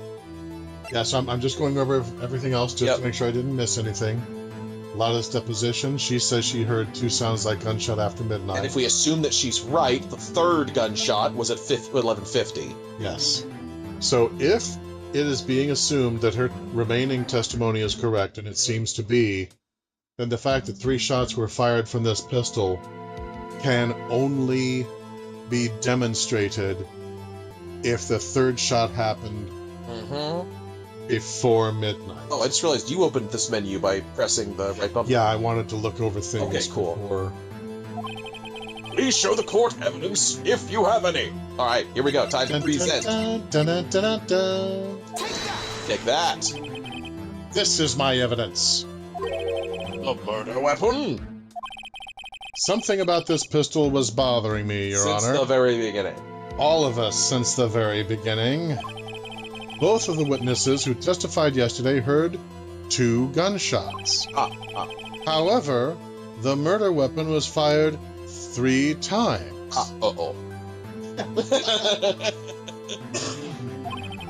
When, then, was the last shot fired? Or in this case, the first shot. Only now have I realized the truth. Yes. That 3rd shot was the shot Larry heard just before midnight. Or in chronological order rather than order of discovery, the first shot. Order! Order! Yeah, Laughing Gremlin just noticed the nervous clenching of his coat arm. Seriously, man, if we were playing poker against him, he would be so hosed. Oh, yeah. That goes for most of the Ace Attorney characters. They all have nervous tics that are super obvious. I mean, everybody has a tell, Yeah. but That would make sense of the evidence we've seen so far. Von Karma, that's your cue. Oh. I'm surprised. However, What? this leaves me wondering exactly what did happen that night on the lake. Thank you! All, you and me too, Judge. You and everyone here. Exactly. If this is true, there were 2 sets of gunshots separated by 25 minutes. 1 minute. 2 minutes. Oh my god. 3 minutes. I'm stepping out. Wake me when he's done. 4 minutes. Going to take my meds. 5 minutes. Can I, Can I go take a piss, or... 6 minutes. That's fun. Fun piss. Edgeworth, oh no, he started another set. Edward's just looking daggers at Phoenix. Just you started this. You did this. He won't stop until he's done. I blame you for this. One at 11:50. Another at 15 minutes after midnight. Okay, Karma, are you actually going to argue that because this evidence is inconvenient, it has to be considered false? Is that what you're going to do now?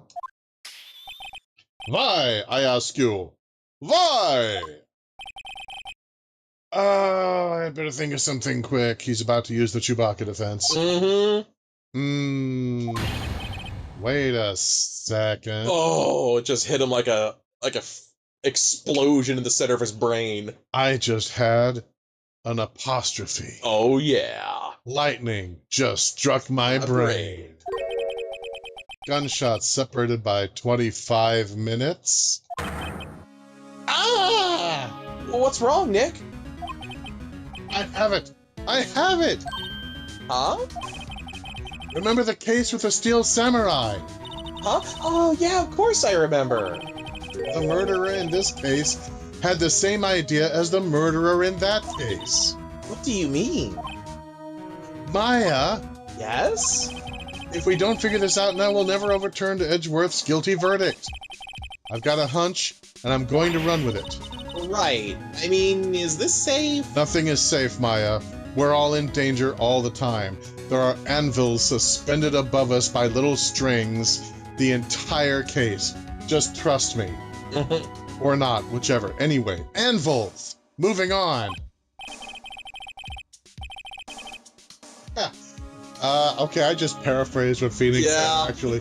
Safe? We've already gotten a guilty verdict. We have nothing to lose. You just watch and let me know if I say anything that sounds fishy, okay? Right, Nick. My little wing girl. Your Honor. Yes, Mr. Wright. The testimony just now has cleared up this entire case. What do you mean, Mr. Wright? 1, 2, 3, 4, 5, 6, 7, 8, 9, 10. This. You did not count properly. So you finally realized the truth. There can be no other murderer here than Miles Edgeworth himself. Nope, wrong. Holocaust wrong. Wrong, Von Karma. A man who was shot that night, but it wasn't Edgeworth who did the shooting. Uh-huh. No. Listen, rookie. Take a deep breath and consider the facts. Fact 1. I am Von Karma. At the time of the murder, Von Bohm was on that lake. This was shown by the witness's photograph. Ouch. The defendant, Edgeworth, and the victim, Robert Hammond, were on that boat.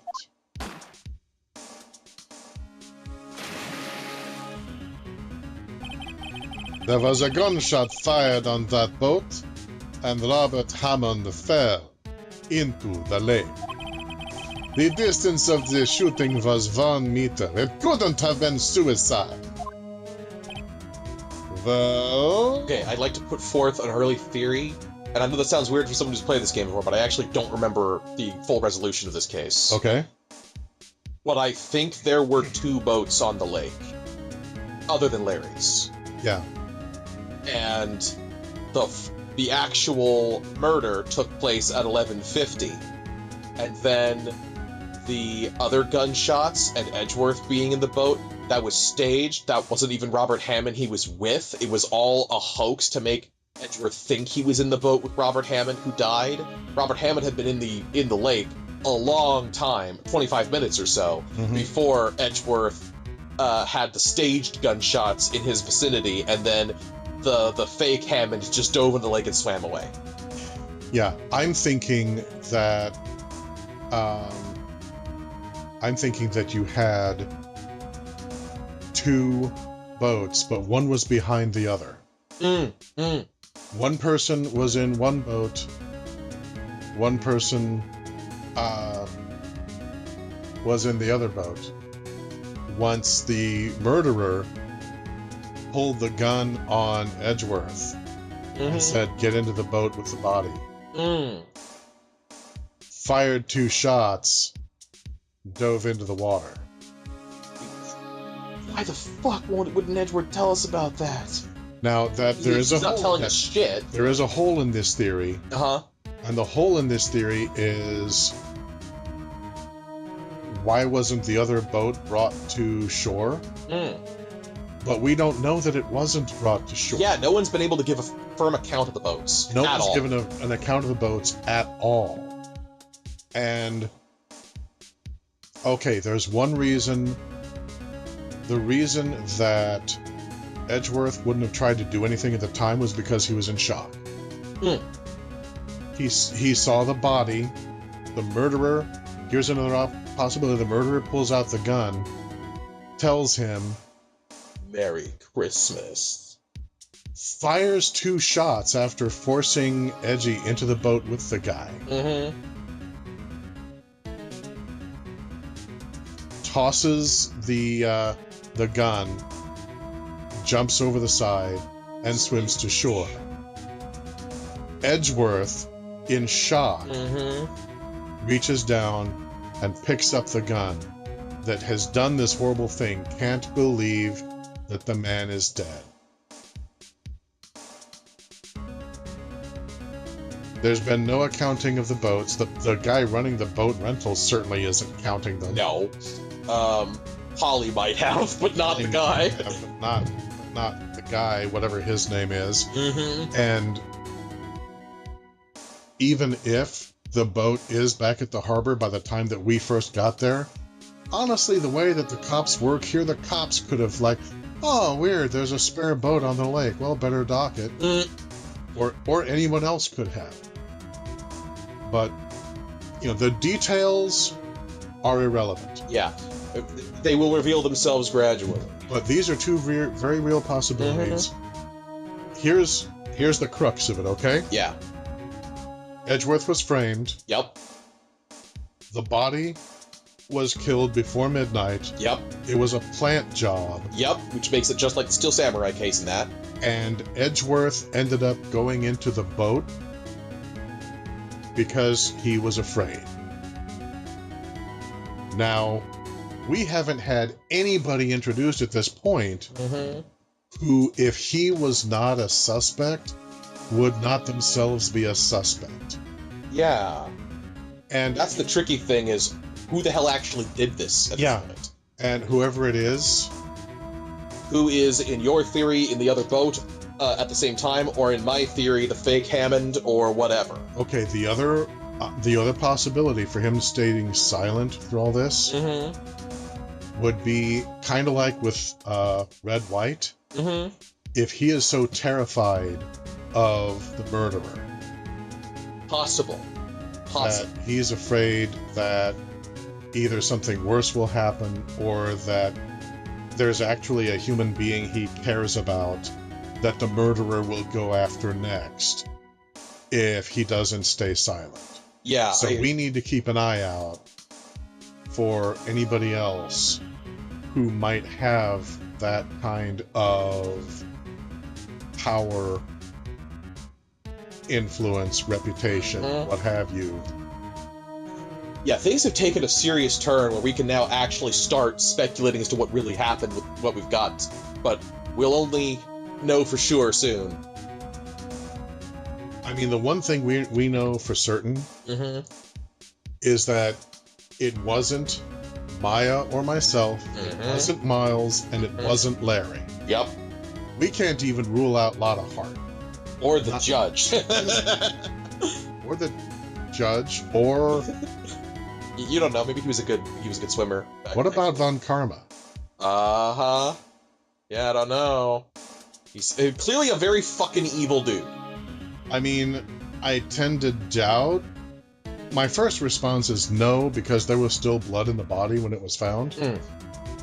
But, yeah. I want to drink your blood. But,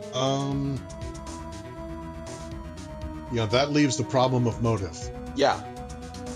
So... Motive is crucial in a murder trial. We've seen that many times. Let me check something here. Yeah. Because...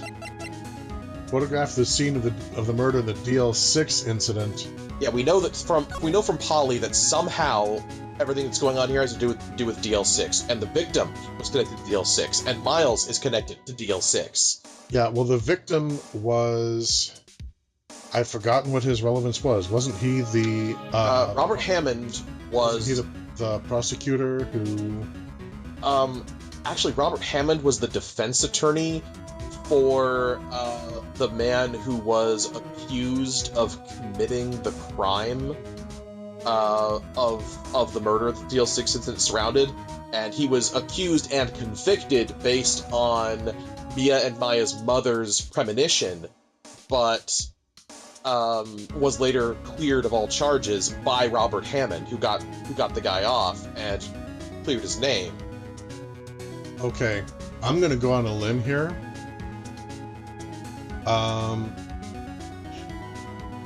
Robert Hammond was killed in revenge for getting the guy's name cleared. That would make sense. The shopkeep at the boathouse, he's the guy who was accused. Oh. He's the guy who was accused wrongfully of murder and was ultimately cleared.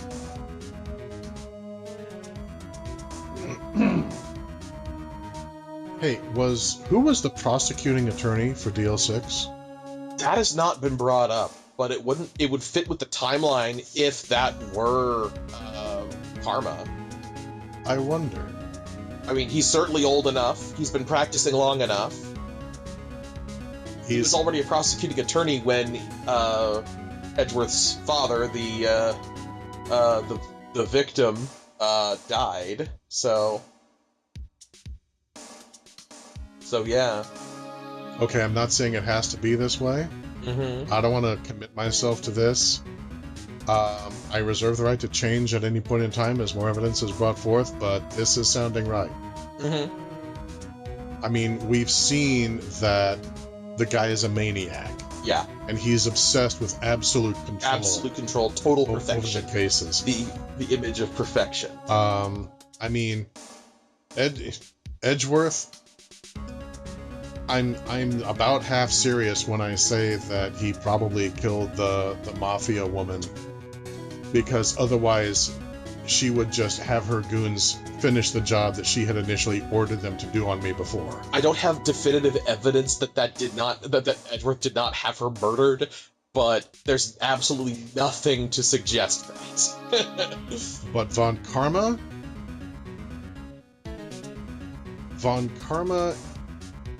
isn't the cold, methodical, efficient guy. Yeah. He's a maniac. Yeah, he had a deafening, violent outburst of rage earlier in the court that had to quickly compose himself, just because things weren't going his way for a minute. I'm not locking in, but I'm thinking Von Karma. Yeah, it is seeming to look that way. Anyway. Well...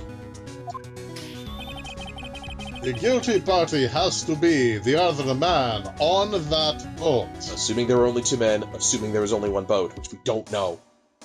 Ooh, this is heating up. Yeah. By the way, anybody who has not seen the movie The Third Man, Orson Welles at his best. Ooh, I need to see it. that. See it. I admit it is hard to imagine any other possibility. Laughing Gremlin says it was Gordy. Of course! I should have known. The real Gordy. What a fool I was to doubt him. Yes, but this assumes that the victim was shot at 15 minutes after midnight. Hmm? What do you mean by that, Mr. Wright? Here we go. We have photographic...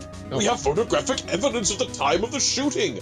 Apparent evidence No. of a shooting. We have photographic evidence of 2 men on a boat, and one of them is firing a gun. Mm-hmm.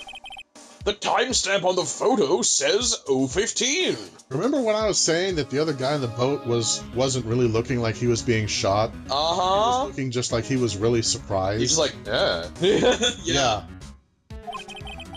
But Larry heard a gunshot 25 minutes before that. Robert Hammond was killed then, 25 minutes before the shot on the lake. That's the only way that Edgeworth could be innocent. So that would probably mean that in the picture we see, the one holding the gun is not Edgeworth, and the one flinching is Edgeworth. Exactly. Uh-huh. The one holding the gun, let me, Yeah, pull up the image, yeah. is holding it in his left hand. Uh-huh, which the prints from Edgeworth were from the right, and it looks like the person holding the gun could be wearing a glove, which we highlighted previously. Mm-hmm. So, yeah.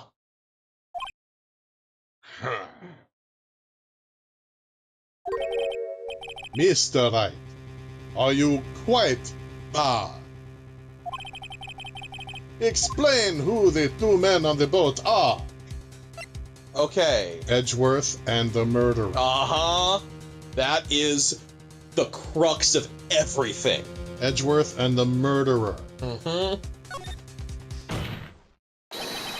Of course it was Edgeworth and the murderer.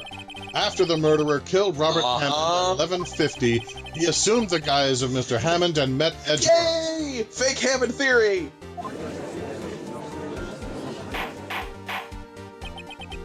What? Are you serious? Yes. Edgeworth won't tell us why he went to the lake that night. However, I have a hunch. That night, Robert Hammond called Edgeworth to the lake. Now, Edgeworth didn't know Robert Hammond's face that well. That's why he didn't suspect anything when the murderer took Robert Hammond's place. Oh, shit. I'm not sure what to make of all this. Have you considered a cardigan? Ludicrous! Oh, you shook Karma. Fuck yeah. Oh, we've got him stammering. Okay, Karma, I want to see how comfortable you are gesturing with your left hand. Yeah. Put on a trench coat. Mr. Wright? Tell us the name of the murderer, then.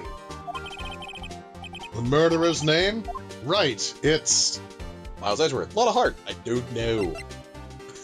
I don't know yet. Yeah, we don't know. I don't know. Now, this is a moment in time. Save. I'm going to save.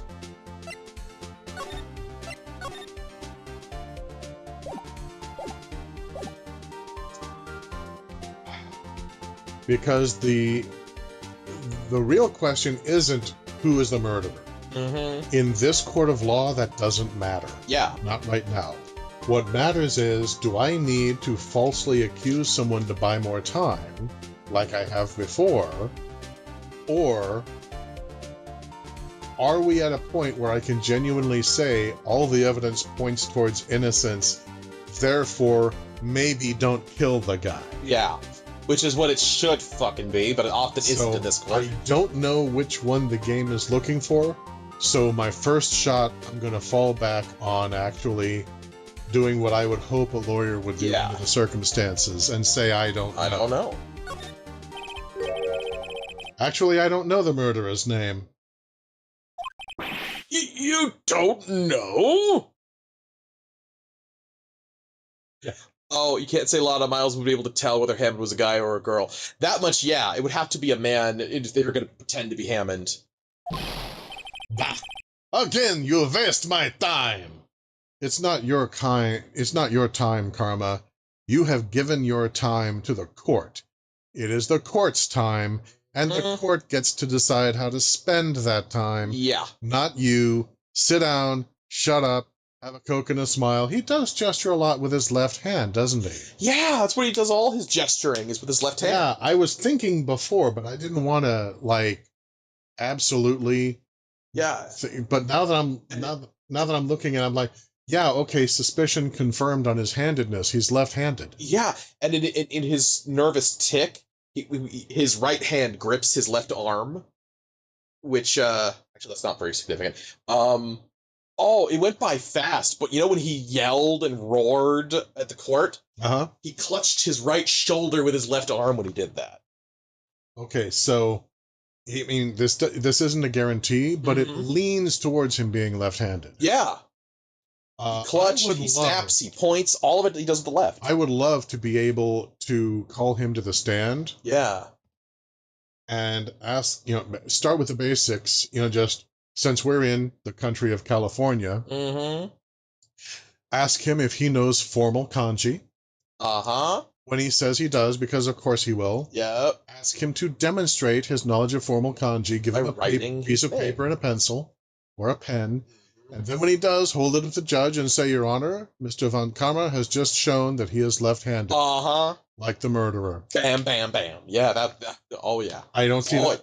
I don't know if that's going to happen. That's probably not going to happen. I don't see that happening. But let's... He definitely seems like he's left-handed. Yeah, he seems like it. I mean, you never can tell. I gesture a lot with my left hand, and I'm right-handed. But let's see. I don't know because he never told us. Oh! Phoenix is accusing the boat rental guy? He is the only other person we could finger other than Karma, which was our working theory. I don't know if he was he's there. Fingering the boat rental guy or if he's pointing out that Edgeworth never told him who the murderer is. Oh, okay. But if our theory is correct, Edgeworth should know who the murderer is. Yeah. He would have had opportunity once they were on the lake to observe his face more closely because it was foggy that night. Yep. And he would have definitely heard his voice. Yeah. The murderer is the caretaker of the boat shop, that old man. Yeah, what? Phoenix is fingering the old man boat shop. Fingering the old... Okay, that's... Okay, if that is the case, I am completely blindsided.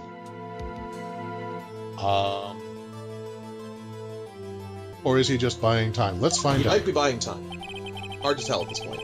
At 11:50, he was the one who killed Robert Hammond. The caretaker of the boat shop? Where did he do this? There weren't any boats on the lake then. Not viewable from the camera, necessarily, but... Why would he have to go all the way out of the lake just to shoot someone? Yep. May I suggest that the real scene of this crime was not on a boat? What? Well, then where did the murder take place?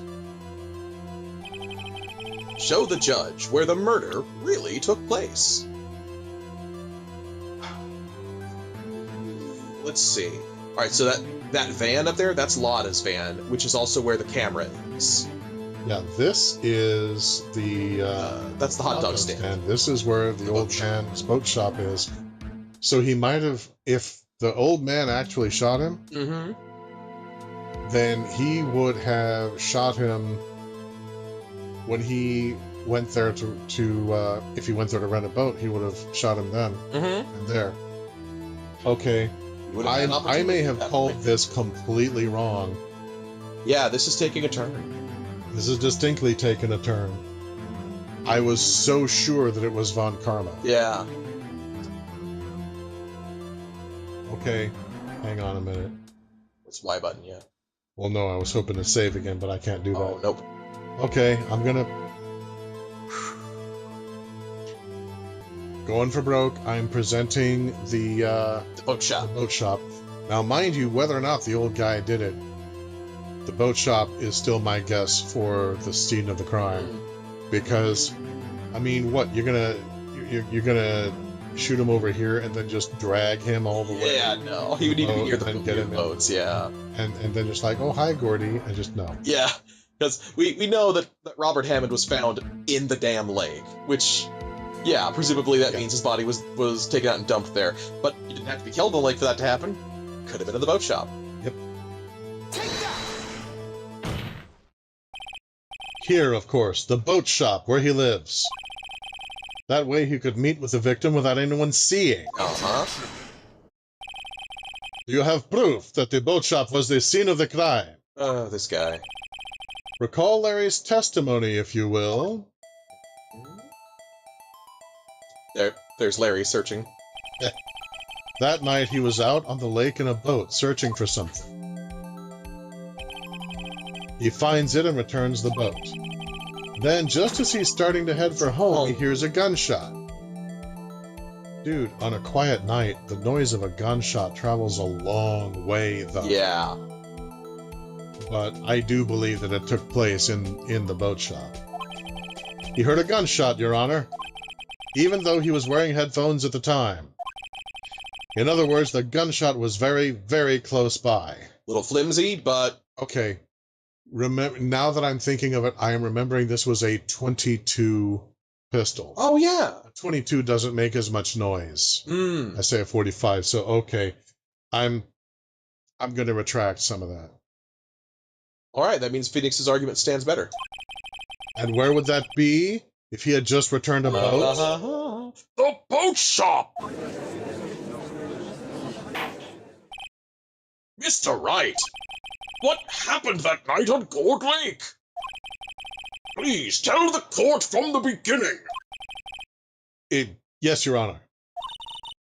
Nick, are you sure about this? I'm not sure about this, but, you know. Yeah.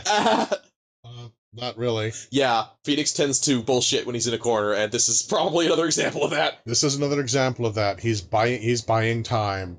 He's buying time.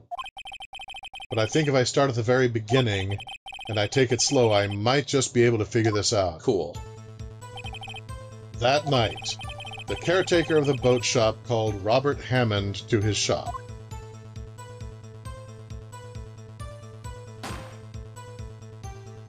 Bang. This was around 11:50. That was when the gunshot that Larry heard was fired. After that, the caretaker put on Robert Hammond's coat. He became Robert Hammond. Then he got in the boat with Edgeworth and went out into the middle of the lake. Then who fired the pistol on the boat, Mr. Wright? Boat shop caretaker. Shop caretaker. Of course, it was the murderer who shot the pistol. He shot twice. Both missed Edgeworth on purpose. Wait a minute. Yes? Why would he shoot twice if he didn't mean to hit anyone? Details, details. Know this, Mr. Wright. Karma's feeling tense. The moment you run out of explanations is the moment you lose. Tell us why the murderer had to fire twice. Oh, yeah, it's pretty obvious. To create a witness. Uh-huh. Make sure somebody saw. I believe he shot Price to create a witness, Your Honor. Create a witness? The murderer lifts his pistol and fires one shot. That ensures that anyone who heard the shot would look at the lake. Indeed, Ms. Hart did exactly that after hearing the first gunshot. Next, the murderer waits a bit and he fires again. Then, the murderer jumps from the boat himself, leaving the pistol in the boat behind him. You know, seeing it all play out, I think I did actually build my my theory on a hazy memory of how this case actually plays out. specifically the bit about the fake Hammond and then jumping in the lake and swimming away. I think I actually was foggily remembering that. Well, I was figuring on him jumping in and swimming away too, simply because we knew someone had jumped into the lake. Yeah. And it wasn't the dead person, and it wasn't Miles. I see. To someone looking from the edge of the lake, it would appear that one of the men on the boat had shot the other. The murderer didn't know about the automatic camera, of course. That's why he shot twice, to draw attention to the boat. Once you realize that, everything else falls into place. The boat shop caretaker swam back to his shop. Then he put Mr. Hammond's wet coat back on the body, and threw the body into the lake. This is what happened, Your Honor. These are the events that transpired that night on Gourd Lake.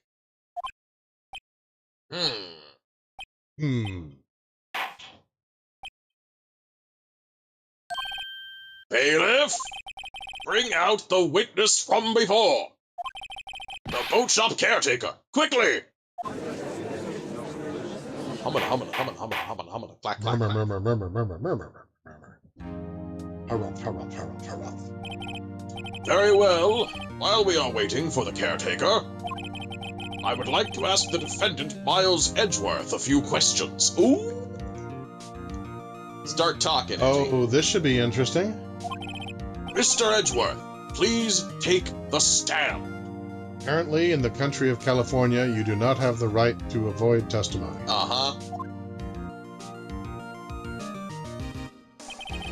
Mr. Edgeworth. And he's just up there like, I am doomed. Yeah. Resigned. You heard what the defense has said? Yes. Well, why did you go to the lake that night? What Wright has said was mostly correct. Astonishingly so, actually. Hey! Yes. Several days ago, I received a letter. The letter was signed Robert Hammond. He asked me to come to the boat shop by the lake at midnight on Christmas Eve. He said he had something very important to discuss with me. Something important? I'm sorry, I can't say what it was.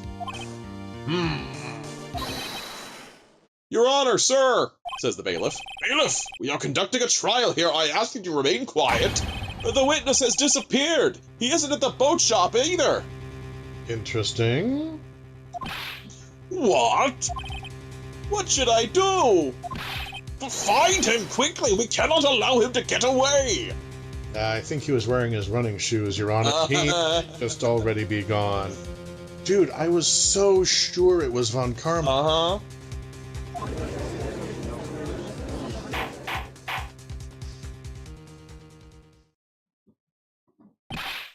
Mr. Von Karma, your witness has disappeared. A search warrant has already been issued. Oh, you do use those then? Oh, goody. It goes without saying that I cannot declare a verdict under these circumstances. Seriously? No one can get declared innocent unless the real culprit of the crime of which they are accused is found guilty. Everybody knows that. Fine. I will extend the trial until tomorrow, the final day allowed. Great flaming cat whiskers. I request that the police department utilize all its forces to find that witness. Am I understood? One more thing. Just who is that boat shop caretaker? I think his identity has become very important to this trial. You think? I want him, and I want to know who he is. Very well. Court is adjourned. Yeah, Von Karma is not taking these developments well. No. Clack. December 27th, 1:22 p.m., District Court, Defendant Lobby number 2. Good heavens, that was a long... I know, it was a long trial day.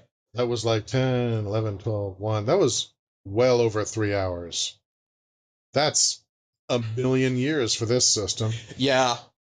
Reddit was like, we've only been streaming for 2.5... Oh, you mean in universe. Yeah. Yay, Nick, you did it! Yeah? Well, at least we got out from under that guilty verdict. And what about Larry? That was something else. That is the best way to describe Larry. He is something else. Even Von Karma didn't know what to do with his testimony. Are you kidding me? Even Larry didn't know what was his testimony. Larry really helped us out. He did. Cheeseburgers for everybody. Yeah. Yeah, once I sifted through his unique testimony. Still, he did save us. I just wish our cases weren't so down to the wire all the time. Mm-hmm. Then again, I have a suspicion that Phoenix Wright may literally be the only defense attorney who ever gets an innocent verdict. Yeah. I know what you mean. Sometimes I feel like it's us on trial instead of our clients. Oh, we've been there before. Yep. I have a feeling we will be again. Hey, Edgeworth! He looks, uncertain. I don't remember the last time I've seen you so happy. Mr. Edgeworth? Did you say something? Don't look so pained. I mean, it looks like you're probably going to get off the hook. You could try to smile just a little. Relax. Ugh. You don't understand, Maya. He's carrying soul pain. I'm sorry. But I fear it's not over for me yet. What do you mean? Right. Yes? Are we finally going to have a discussion about the case? Because we're 2/3 through it. Yeah, that would be just dandy. There's something that's been troubling me for a long time now. I don't know how to properly tie a cravat, Edgeworth. Can't help you. And I don't know whether or not to tell you. I'm your attorney. The answer is probably tell me. Miles? Miles. Miles! I'm your attorney. We have client-attorney privilege. Yeah. You and I, we have been foes for a while now. And we were friends once when we were kids. Our moms arranged play dates for crying out loud. Whatever it is, it's guaranteed to be better that you tell me. Name me just one problem that is better solved through ignorance than through knowledge. Come on, Miles. Work with me. Okay, I was more verbose than Phoenix. That's basically the crux of it. No. There's so little time left. I can't even tell what he means by no. Yeah, right? Like, no, he won't tell me, or no, he doesn't dare to keep it to himself any longer. This is the problem talking with this guy. Mm-hmm. It's so frustrating. It's like he starts with a positive, he ends with a negative. You don't know even what he's saying. He's extremely difficult as a person. I want to tell you, to get it off my chest, but... What? Well, can any of your neighbors tell me, Edgy? I'll ask them. Soul pain. He has anguish in his soul. Anyway. The lady that I loved was murdered. Soul pain. I prevented you from sending her younger sister, now my younger sister, to the chair over it. Soul pain. Now I am your attorney. There is a shadow over my heart, right? There's a shadow over my heart, and its name is Miles Edgeworth. Do you understand my words? Can you heed the words coming out of my mouth? Communicate with me. I can't make up my mind. He's really struggling. Okay. Maybe I just need to give the man space. Yeah. Give him time. He's a grown-ass man. It's his life. Let him make up his own mind on his own in his own time.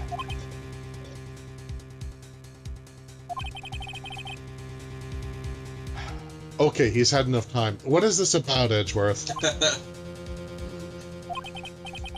It's a nightmare I've had. A nightmare. Interesting time to confess your bad dreams, but go on. I'll take anything we can get out of him at this point. Well, I mean, we know that this case is somehow linked to the single most traumatic experience of his life. So, yeah, if you have a nightmare you need to share, I am all ears. A memory of a crime that I committed. Which one? Whoa. This is getting heavy. Phoenix is like, a crime you committed? And I'm there like, which crime you committed? Oh, God. No, seriously, tampering with evidence, bribing witnesses, falsifying, suppression. A memory of a murder. Oh man, is he blaming himself for his dad's death? Dude, you were 8. 9 tops. Yeah.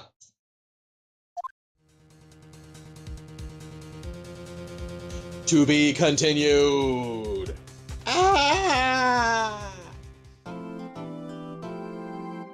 Save your progress up to this point. Okay, now if I press yes... That's perfectly fine. You can save. Just don't, press B after. Okay. Just, you know. All right.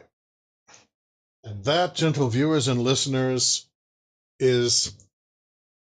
Well, I'm not going to say it's a great place to leave off, because what the hell happened next? Wait, what did he say? What did he say? Come on, man, this isn't Rings of Power. Finish the conversation. You can go ahead and, finish saving. Just make sure you press A and not B. There you go. Et voila! Anyway. Yays. But this is a fine time in our reality to end things, because we ran a fair bit late tonight, and I am tired. We did. I'm tired, too. I have no regrets, however. This was fantastic. Thank you, everyone watching, so much for joining us. Yes, absolutely. If you would like to be guaranteed to see more things like this, please consider subscribing. If you like what you saw, please like.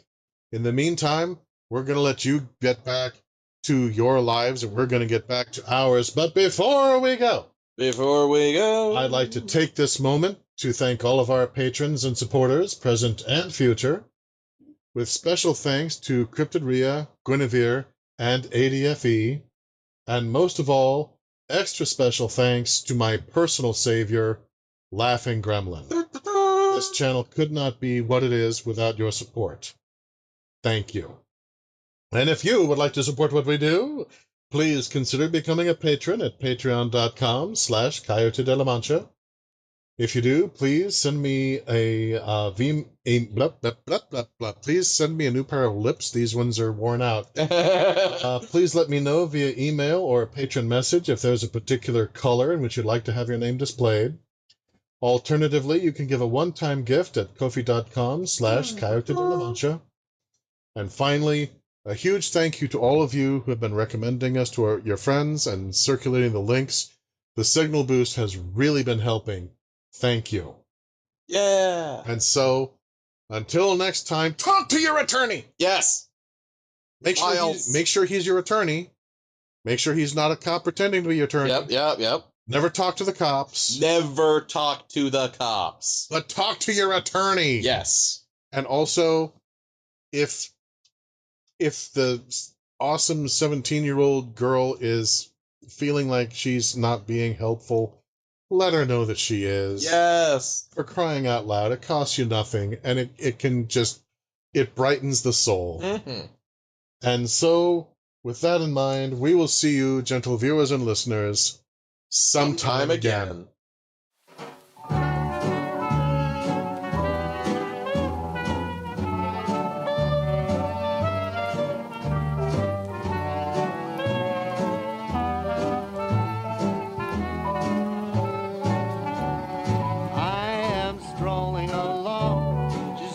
My business, humming a song. I'm happy by myself, not a care in the world. This is a life, just me, myself, and I am watching the clouds up in the sky, all but laughing out loud. I'm telling you why I'm living the life, just me, myself, and I think that life was cold and lonely when you up and left me, sadness overwhelming. Oh, me, I'm out and about, painting the town red, I'm coming around. There ain't no doubt about it, I'm no longer blue. So glad we are through, just me, myself, and I.